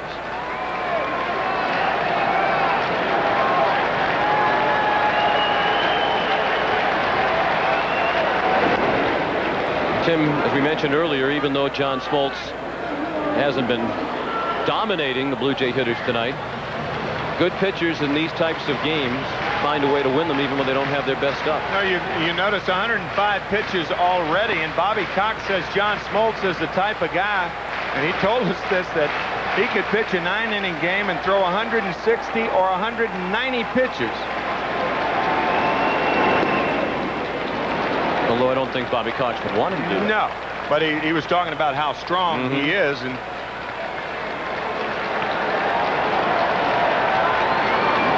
2-2 pitch. Fouled away.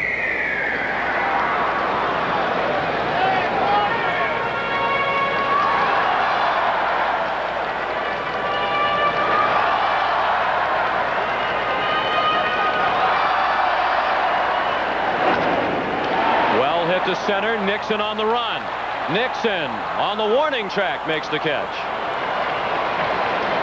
Makes it look easy, doesn't he? Both he and Devon White, you just have to marvel at both center fielders. White with that spectacular catch the other night. Both play very shallow. Both go back on balls extremely well. A lot of center fielders would make a difficult play out of that ball hit by Kelly Gruber, but what a great jump by Nixon. And Pat Borders will be retired for the first time tonight. Blauser throws him out. Smoltz works a 1-2-3-6. And we go to the 7th with the Braves leading 7-2. Sports coverage of Game 5 of the 1992 World Series is brought to you by Toyota and their full line of quality cars and trucks. Toyota, I love what you do for me. Budweiser, the king of beers with that fresh, pure, natural taste. Nothing beats a Bud. And by the Prudential. In a changing world, one thing remains rock solid, the Prudential. Well, the Midland High School baseball team in Midland, Texas from 1985 has provided this World Series with 2 players. Mike Stanton, the Braves reliever, a member of that Midland High team, as was Mike Timlin, a right-hander for the Toronto Blue Jays, who was on to make his first ever World Series appearance. 2 games in the American League Championship Series. And David Wells working 1 1/3 innings of scoreless ball. Mike Timlin's first appearance, and what a thrill it must be for him. Heavy sinker baller. And he's a hard thrower, although he has been bothered by arm trouble. Greeted by Deion Sanders in the top of the 7th, with Atlanta leading 7-2. The Braves needing a win to keep this World Series alive and force a Game 6 back in Atlanta on Saturday. Sanders drove in the first run of the 5-run 5th with a single to center field. He's now 5 for 10 in the World Series. He scored on the grand slam by Lonnie Smith that broke the ball game wide open.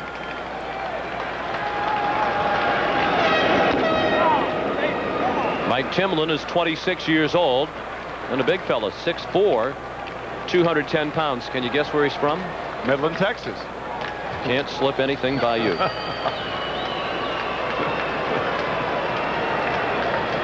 He was talking about Mike Stanton and saying that Mike was a highly recruited football player. Mike Timlin did not play football, but obviously both played baseball and represented here in the World Series. Sanders to center. White the catch. White covers a lot of ground, as you mentioned, as does Otis Nixon.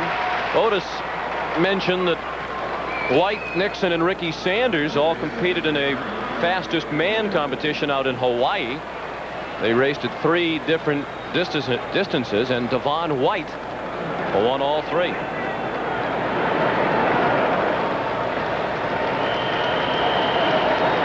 Oh, Nixon took kind of a shot at White in the paper, I thought, this morning when he said it doesn't seem to help him steal bases very well. Timlin in with strike 1 to Pendleton as Timlin's former high school teammate Mike Stanton looks on.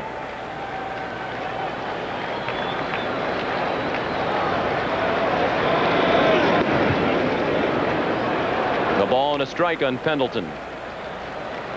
He is starting to produce for the Atlanta Braves.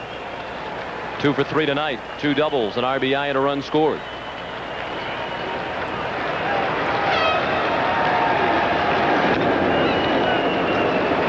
That's a fair ball. Pendleton tagged out. Terry didn't bother to run, hoping the home-plate umpire Bob Davidson would think the ball got a piece of Pendleton and therefore was a foul ball, but Davidson wasn't going for it. I think that's exactly what he was thinking. This ball looks like it hit about 6 inches fair. It stays fair, and Terry figures that, well, if I don't try to run, maybe he'll think it hit my foot. Fish ain't biting.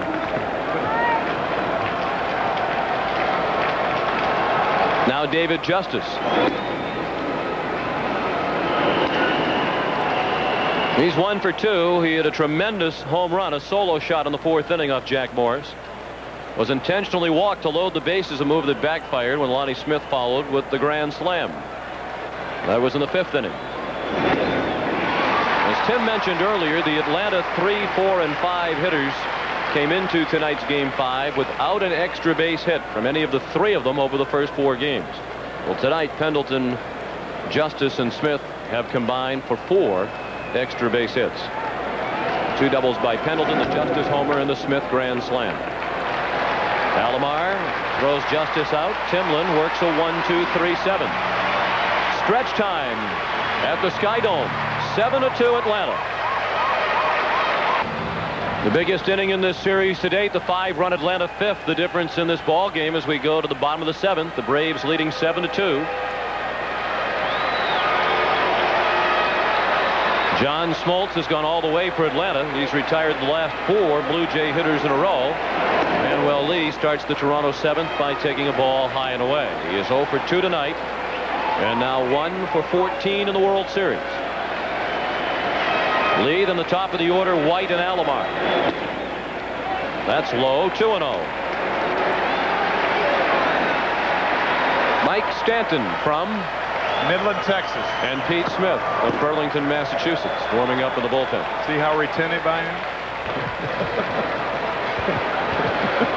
2-1 now on Lee.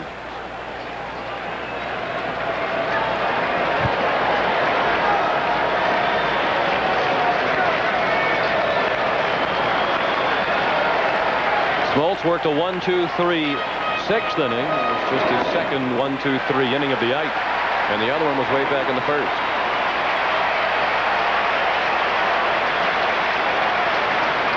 John's up to 113 pitches. Giving himself a little pep talk as he delivers the 3-1. That's high for ball 4. Once again, here's Jim Kaat. Well, Tim, you remember when we played in the National League without the designated hitter, how managers would love number 8 hitters that would get 2-out hits to get the pitcher to the plate and get him out of the way. Now, when you look at this game, 7 runs, 10 hits for the Braves, I think of a 2-out hit, and I don't know that there's a bigger 2-out hit in this game than Otis Nixon. It gave John Smoltz just the breather that he needed. These last 2 innings, it's been like he's 20 pounds lighter. And then Nixon stole second. Sanders drove him in. Pendleton doubled, and after the intentional walk, Lonnie Smith put some icing on the cake that could send Atlanta into Game 6 on Saturday with a grand slam home run, and that looks like it's going to be all for John Smoltz as Bobby Cox visits. Well, he may ask him how he feels. Nope, he's going to make a move. He's going to go to the left-hander Mike Stanton.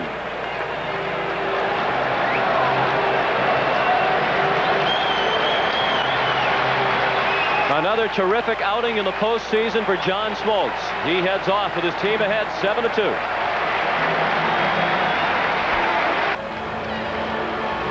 John Smoltz trying to boost his postseason record to 5-0 if the Braves can hang on and win this one. Now we have 2 pitchers from the 1985 Midland, Texas high school baseball team in this game at the same time.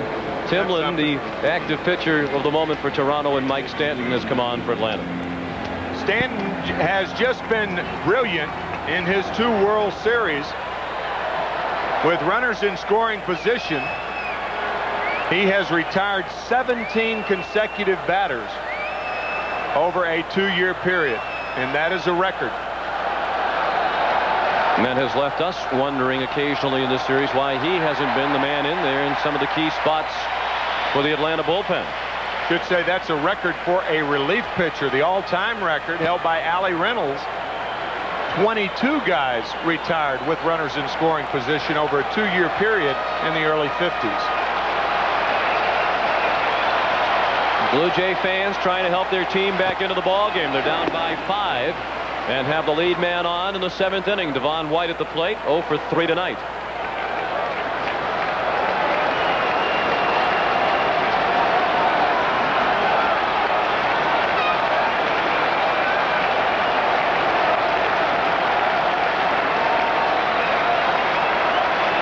Manuel Lee, the runner at first. He started the inning with a walk. Jim? Yeah, I think Bobby Cox got just what he wanted out of John Smoltz. He could not draw this game up any better. Now he goes to Mike Stanton. Tim talked about his impressive World Series performance. The one drawback with Stanton has been his control, but now with a 5-run lead, you're a little more relaxed. Should be able to throw strikes, and I think Cox is saying, if my bullpen can't hold this, we don't deserve it. The ball and 2 strikes on White. He'll be followed by Roberto Alomar. What makes Stanton so difficult, obviously, he throws a 95-mile-an-hour fastball, but it's also that high leg kick that makes a hitter commit too quickly.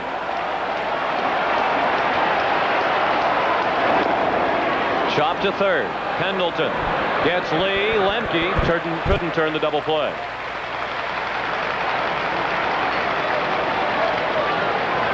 It's tough enough to pick up the ball without having to pick up the ball out of that high leg kick that Stanton has.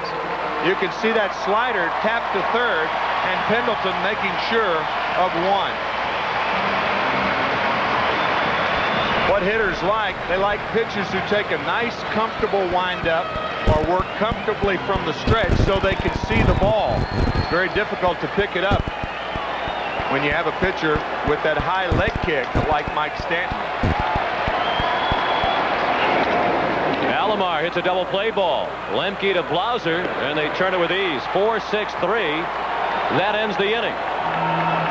We head to the 8th with the Braves leading by 5. This game summary is sponsored by AT&T. The big hit in this ball game, the 16th Grand Slam in World Series history, hit by Lonnie Smith to turn a 3-2 Atlanta lead into a 7-2 lead. Pat Borders continues hot for the Blue Jays. He's 2 for 3 tonight, has driven in both Toronto runs. David Justice with a home run tonight. A mammoth shot to right field back in the 4th inning. And the 4th pitcher of the night for Toronto is Mark Eichhorn, making his first appearance of the World Series. In the 5th inning with 2 outs and the bases loaded, Lonnie Smith unloads on a Jack Morris fastball.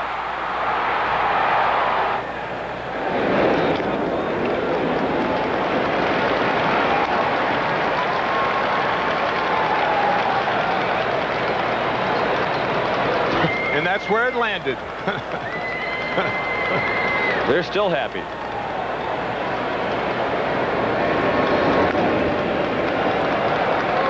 Oh, 2 on Lonnie Smith. The Grand Slam is only hit tonight. He's 1 for 3. Sid Bream to follow, and then Jeff Blauser. Eichhorn has pitched for both the Blue Jays and the Atlanta Braves.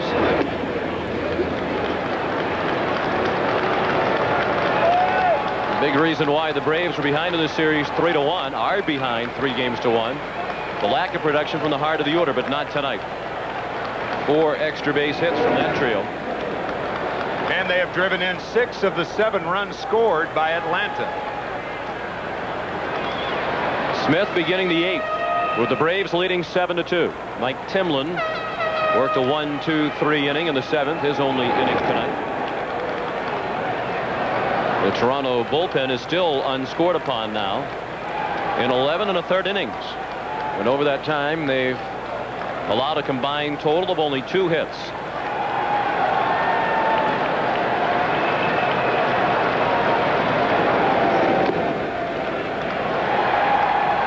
Mark Eichhorn has had varying deliveries over his career. When he first started in the Blue Jay organization, he threw more or less straight over the top and didn't stick very long in the major leagues. Was essentially a AAA pitcher. So he went to what was a submarine delivery, and now he's sort of come back somewhere in between. Very deceptive. We mentioned Mike Stanton's high leg kick. Well, Mark Eichhorn, similar to Stanton in that he jumps at the hitter. He makes the hitter commit early. Stu Miller used to do that with a little head jerk. See that way that Eichhorn comes off the mound. Anything that you can do to make a hitter commit too early is in favor of the pitcher, because the 2 elements of good hitting is to wait and to have quick hands. 2-2 pitch, and finally Eichhorn wins the battle, striking out Lonnie Smith for the first out of the 8th inning. The Atlanta Braves trying to become the 6th team in World Series history to come back from a 3-1 deficit and win the best-of-7 series. The last to do it, Kansas City against St. Louis in 1985. Lonnie Smith, a member of that team. The Milwaukee Braves did it against the New York Yankees in 1957. That was the year that Lou Burdett won 3 games. I beg your pardon, the Yankees did it the next year against the Braves, but Lou Burdett did win 3 games in 1957. Bream, it's slicing away from White, but he's there with his speed to get it. Bream is 0 for 4 on 4 fly balls to the outfield. 2 down in the 8th, 7-2 Atlanta.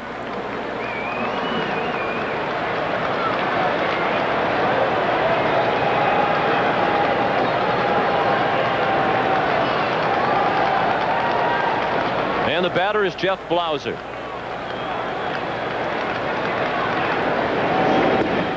Eichhorn's first pitch, a strike. Blauser 1 for 3, a single in the 4th inning.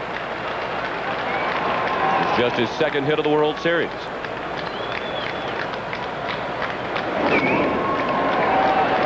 Alomar a long way to his left to throw him out. Eichhorn works a 1-2-3-8. We go to the bottom of the 8th. The Braves 7 and the Blue Jays 2. Maybe the greatest World Series moment ever from Game 5, 1964. Here's a pitch, there goes Groth. There's a drive way back. It might be out of here. It could be. It is a home run. Tim McCarver being congratulated by everybody. A long drive into the lower section in right field. Give me a high five. Congratulated by everybody but you. I was only 2 years old then. That was a very, very big moment for me. It's nice of Bob Dekas to show that. Very nice. The 10th inning. Give the win to your battery mate Bob Gibson for his 10-inning effort against Mel Stottlemyre and the Yankees. Joe Carter stings the first pitch of the 8th into center field. He's 1 for 4 tonight. Blue Jays down by 5 as they bat against Mike Stanton here in the 8th inning. Mike Stanton with a fastball away, and Joe Carter greets him rudely.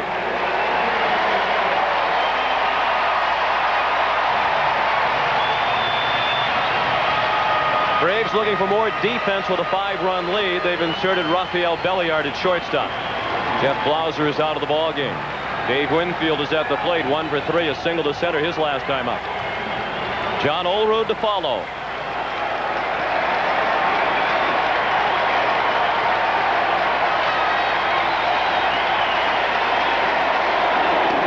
Winfield takes a strike.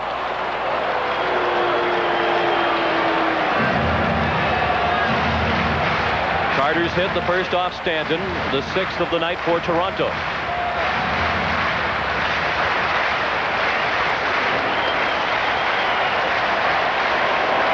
Carter running with the pitch. It's a ball. Berryhill does not try the throw. They weren't holding Carter on, so he took advantage of it. Why not? If they give it to you, take it. And that's what Joe Carter did.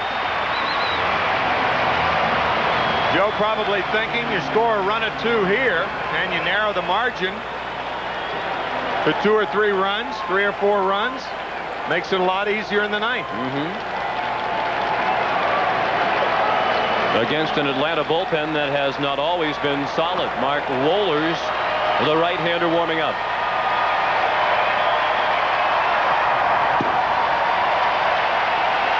One and one on Winfield. Carter at second with nobody out. Big swing and a foul out of play.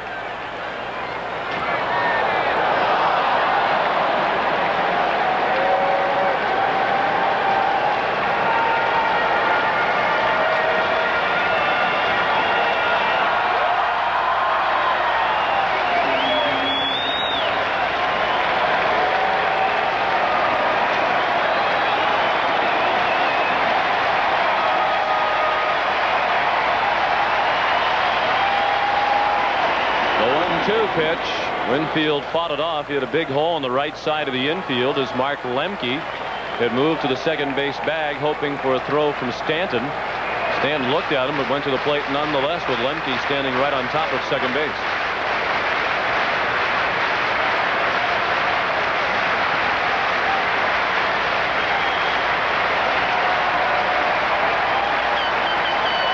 Another 1-2 pitch. High and away. Stanton is 25 years old. And he has not given up a hit with a runner in scoring position in his postseason career. Ed Sprague has moved into the on-deck circle to hit for John Olerud. Now the 2-2. He struck him out. With the pitch high and away, Winfield couldn't lay off it. That's the first out of the 8th inning and the first strikeout tonight for Mike Stanton. Ball clearly out of the strike zone, but with 2 strikes, Winfield swinging futilely.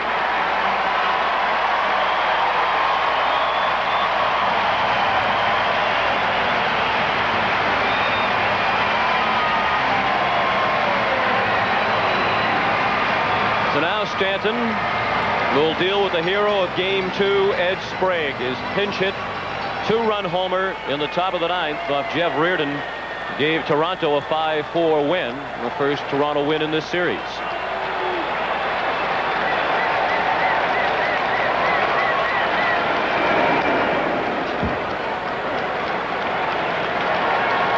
Game 2 off Jeff Reardon on the first pitch.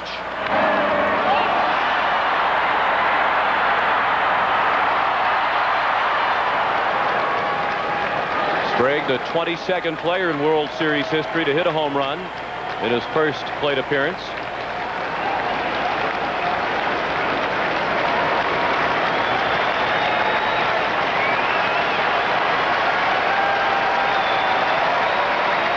The 0-1 pitch with Carter running.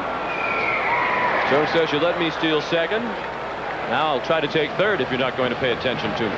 There's a big difference, however, with the first baseman playing behind you and you trying to steal third. You better make sure you make it, because if you don't, it's a terrible play.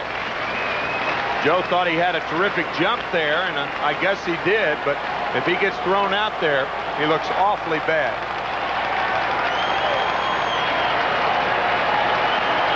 Now the 0-2. 1 ball and 2 strikes.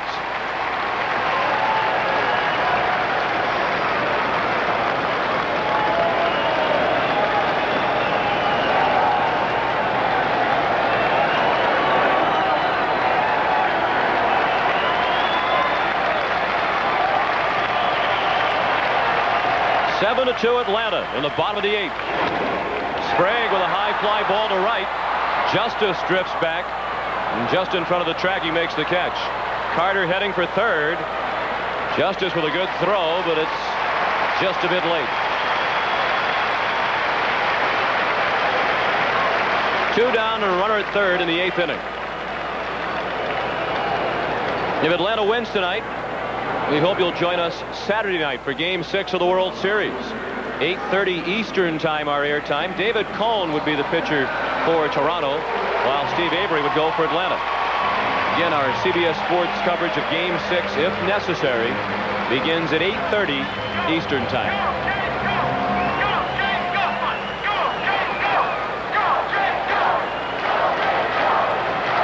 Candy Maldonado has walked twice and flied to right.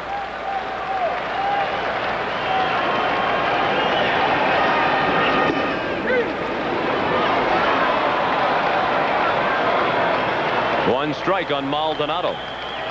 Like Dave Winfield, the Toronto Blue Jays have to offer Candy Maldonado salary arbitration within 2 days after the end of the World Series, where he becomes a free agent.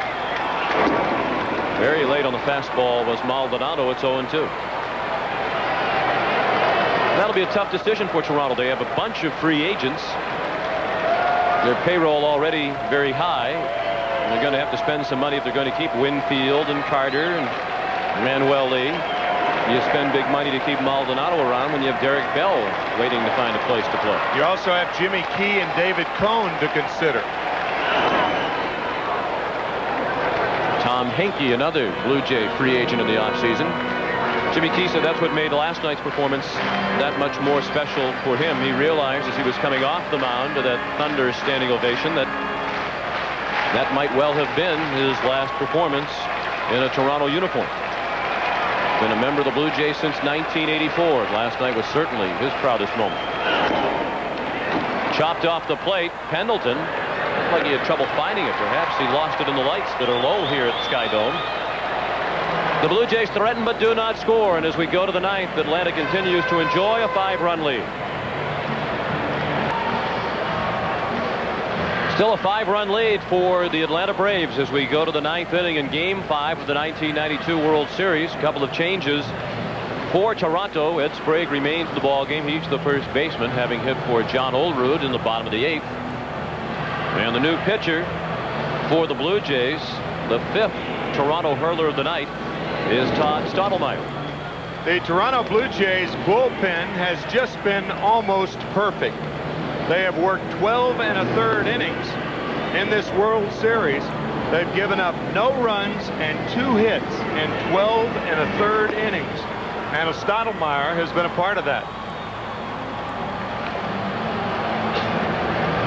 And not many remain in the bullpen. Tom Henke and Dwayne Ward, the 2 big guns out of that bullpen. Not needed at the moment with their team down by 5. Ward with 2 wins in this series and Henke with 2 saves. Stottlemyre greeted by Damon Berryhill, who's 1 for 3, a single to center in the 6th inning.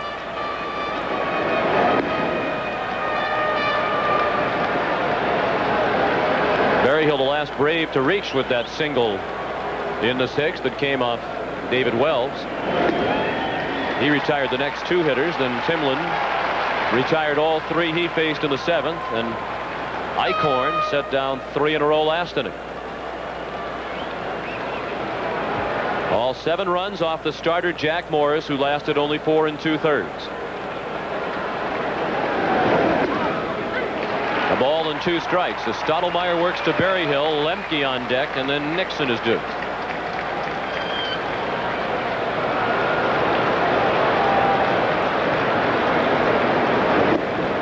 Two and 2.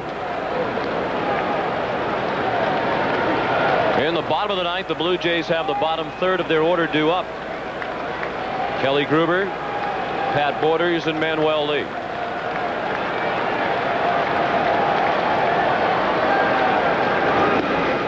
Struck him out.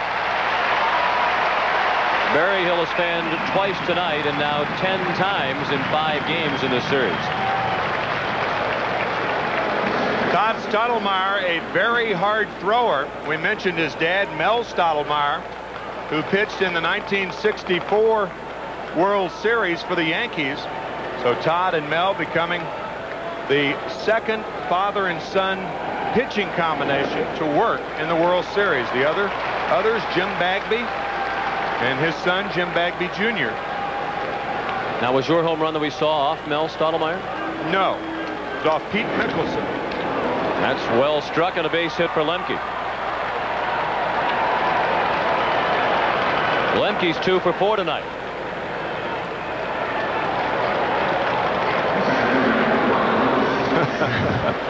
Made a loud noise off the bat of Lemke, but not loud enough.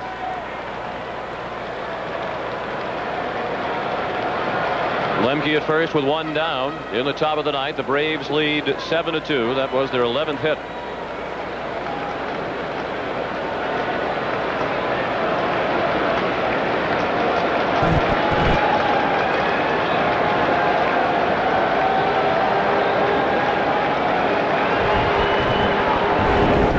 Nixon hit the ball crisply tonight. He's 2 for 4 with a double and a single. He has stolen 2 bases and scored 2 runs, and last time up he had a bullet down to first that John Olerud snared along the line.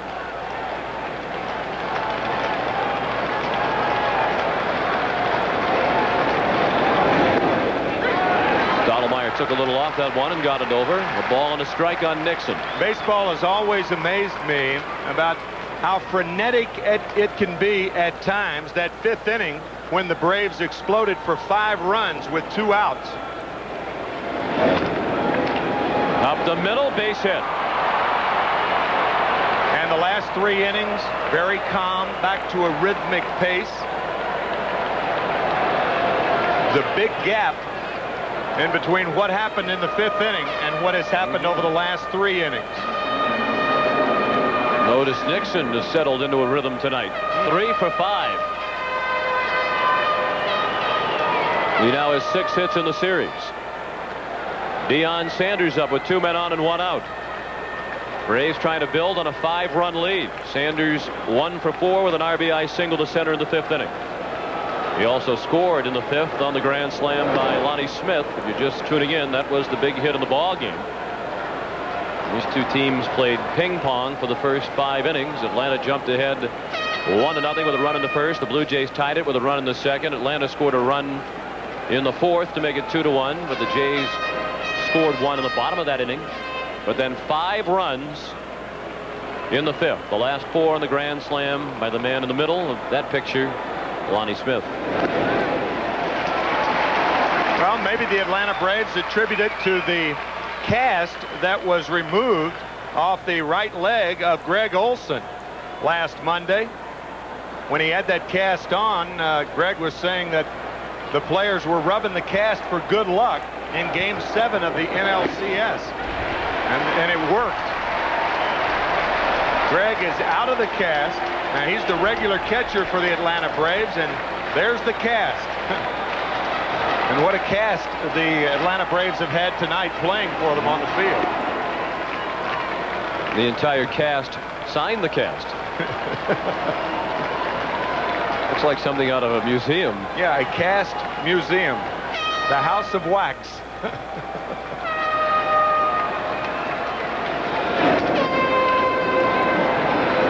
Sanders with a shallow fly to center. White couldn't get it.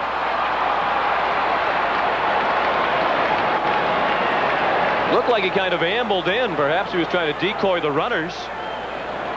But Sanders has a smile as he has his 2nd hit of the night. I don't think he picked the ball up. And if Deion Sanders, you can see him looking up right there. He didn't see it. No. Often a center fielder can hear the crack of the bat. I think Sanders broke his bat on that ball. And your natural instinct is to break back and then in. And he broke in too late. 3 straight singles have loaded the bases with 1 out in the 9th for Atlanta against Todd Stottlemyre. Braves trying to score their first run against the Toronto bullpen in this series. Terry Pendleton is 2 for 4 tonight with a couple of doubles, almost identical doubles, right along the right field line. Terry drove in a run with his double in the 1st and scored after doubling in the 5th.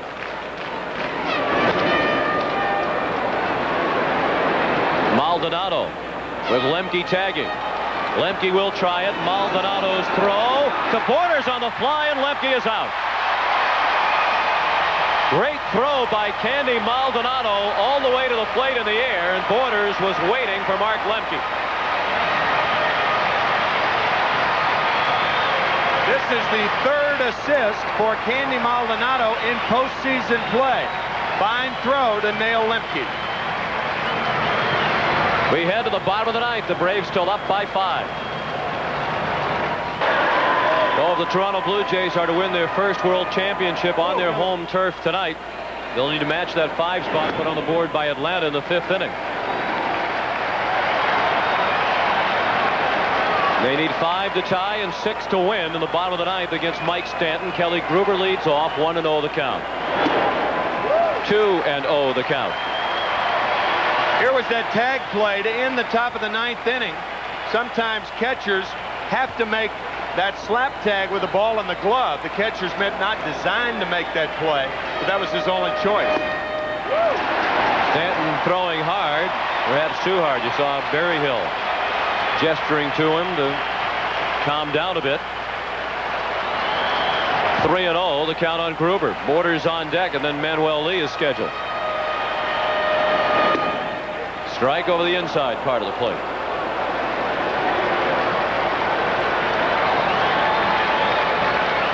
Mark Wohlers, the young right-hander, up and throwing for Atlanta.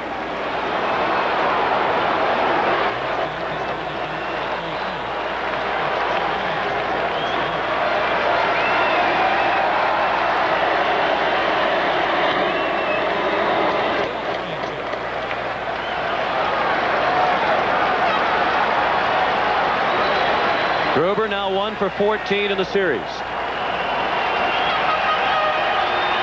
Bobby Cox's Chargers 3 outs away from forcing Game 6. And by winning tonight, they would send the World Series back to Atlanta for Game 6 and Game 7 if necessary.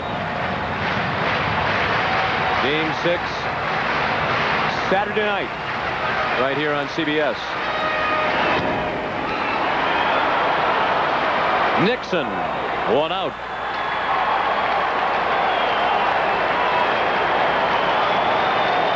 If these two teams do meet on Saturday, it'll be Steve Avery, the left-hander, who started Game 3 and went 7 1/3 innings and pitched well against David Cone, the right-hander, who went 4 1/3 innings in Game 2 and pitched poorly.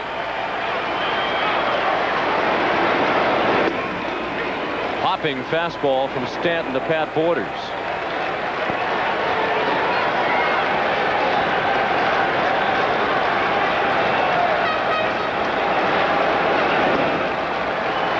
Both Cone and Avery have been erratic. They're really capable of a dominating performance, and they're both capable of the kind of struggle that Cone endured earlier in this World Series. Avery had an outing in the League Championship Series against Pittsburgh in which he lasted only 1/3 of an inning. But he was hit. That's the big difference between the two. David Cone has had control problems this year, walking 111 during the regular season. And I think that is primarily the difference in the two pitchers. If the Toronto Blue Jays get to Avery, they're going to have to hit him. But there is a chance for David Cone to be wild. And that was one of his problems in Game 2, his first appearance. The 3-1 to Borders is a strike at the knees. But you're right, either pitcher could be dominating. And that's one of the appealing elements of this series. You could say that just about every night. That's right. With the starting pitchers that these two teams throw out there.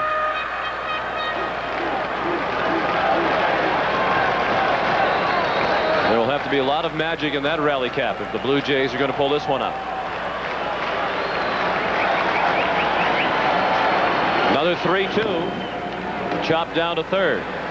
Long throw for Pendleton, again on the turf, handled by Bream for the second out. That's by design, and the reason that Terry Pendleton does this, the ball gets there quicker. It's that simple. A lower throw will get to the target quicker than a higher throw, and that's why Terry uses the artificial surface. That's for the second time up here, but obviously he can't make that same type play in Atlanta with natural grass. Stanton missed with the fastball to Manuel Lee, batting for himself with his team down by 5. He's 0 for 2 tonight with a walk. The Braves 1 out away from forcing Game 6 back at Atlanta Fulton County Stadium. The fans down there will have a chance to chop back at Kelly Gruber. And Roberto Alomar. 2 balls and a strike. Perhaps it is the lucky cast of Greg Olson that propelled Atlanta to this apparent victory tonight. 3 balls and a strike. If Lee can reach, Devon White would bat next. And Robbie Alomar would move into the on-deck circle.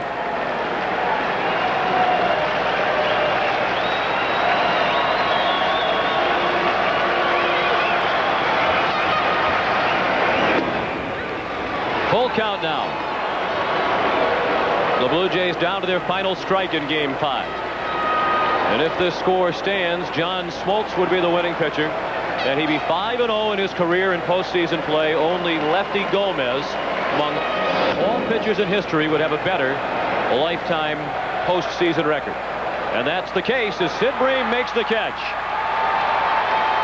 Mike Stanton and the Atlanta Braves will head home for Game 6.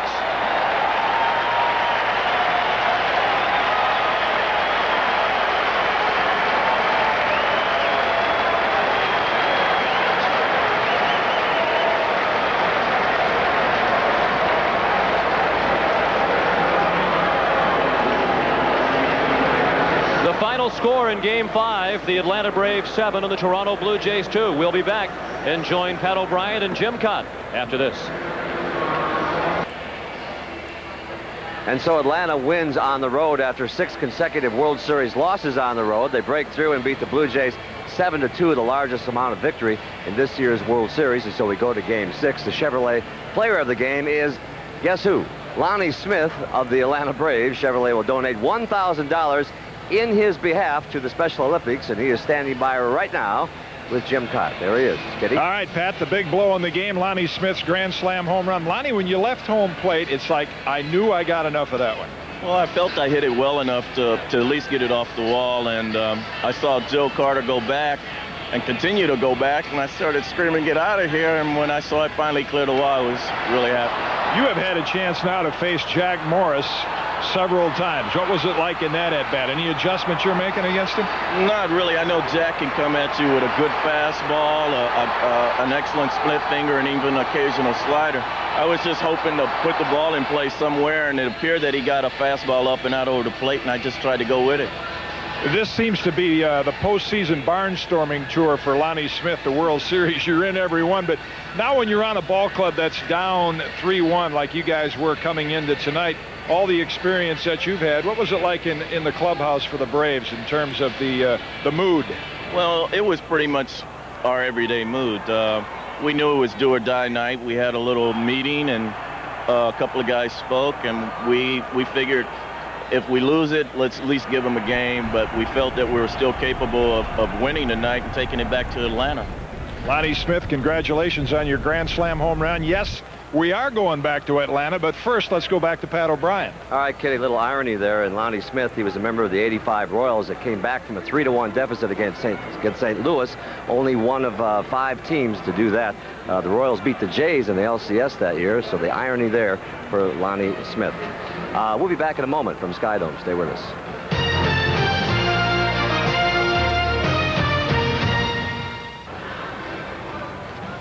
Not much celebrating tonight at Skydome as the Braves break through 7-2, and the Toronto Blue Jays now lead 3 games to 2. Let's go down to Kitty Kaat, who's with Steve Avery, who gets the ball on Saturday night. Kitty? Steve Avery will get another chance. Looking forward to it. And you pitched a great game the other night, even in that tough loss. But what did you learn from the Blue Jay hitters, or what will you come out in Game 6? Will you change anything? I'll try and go right at them again. I learned that they're an aggressive team and they're a good mistake hitting club. And like I said before that game, I knew that if I made too many mistakes, they're going to hit them. And I gave up the 2 home runs, but pretty much limited them to that. And most games, if I go out and pitch like that, I'm going to win. So hopefully I'll get the same results.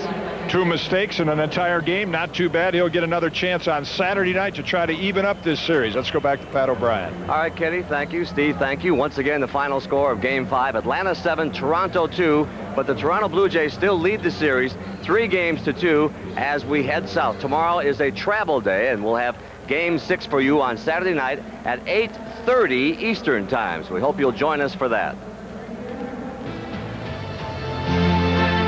CBS Sports coverage of Game 5 of the 1992 World Series is brought to you by the ingenious products from Magnavox. They're smart, very smart.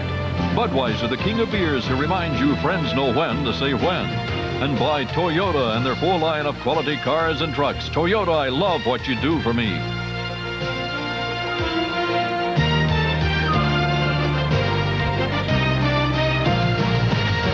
You've been watching the 1992 World Series on CBS Sports, and so with Lonnie Smith's Grand Slam, we're all taking the midnight train to Georgia, home of the Happy Braves. Good night, everybody. See you Saturday.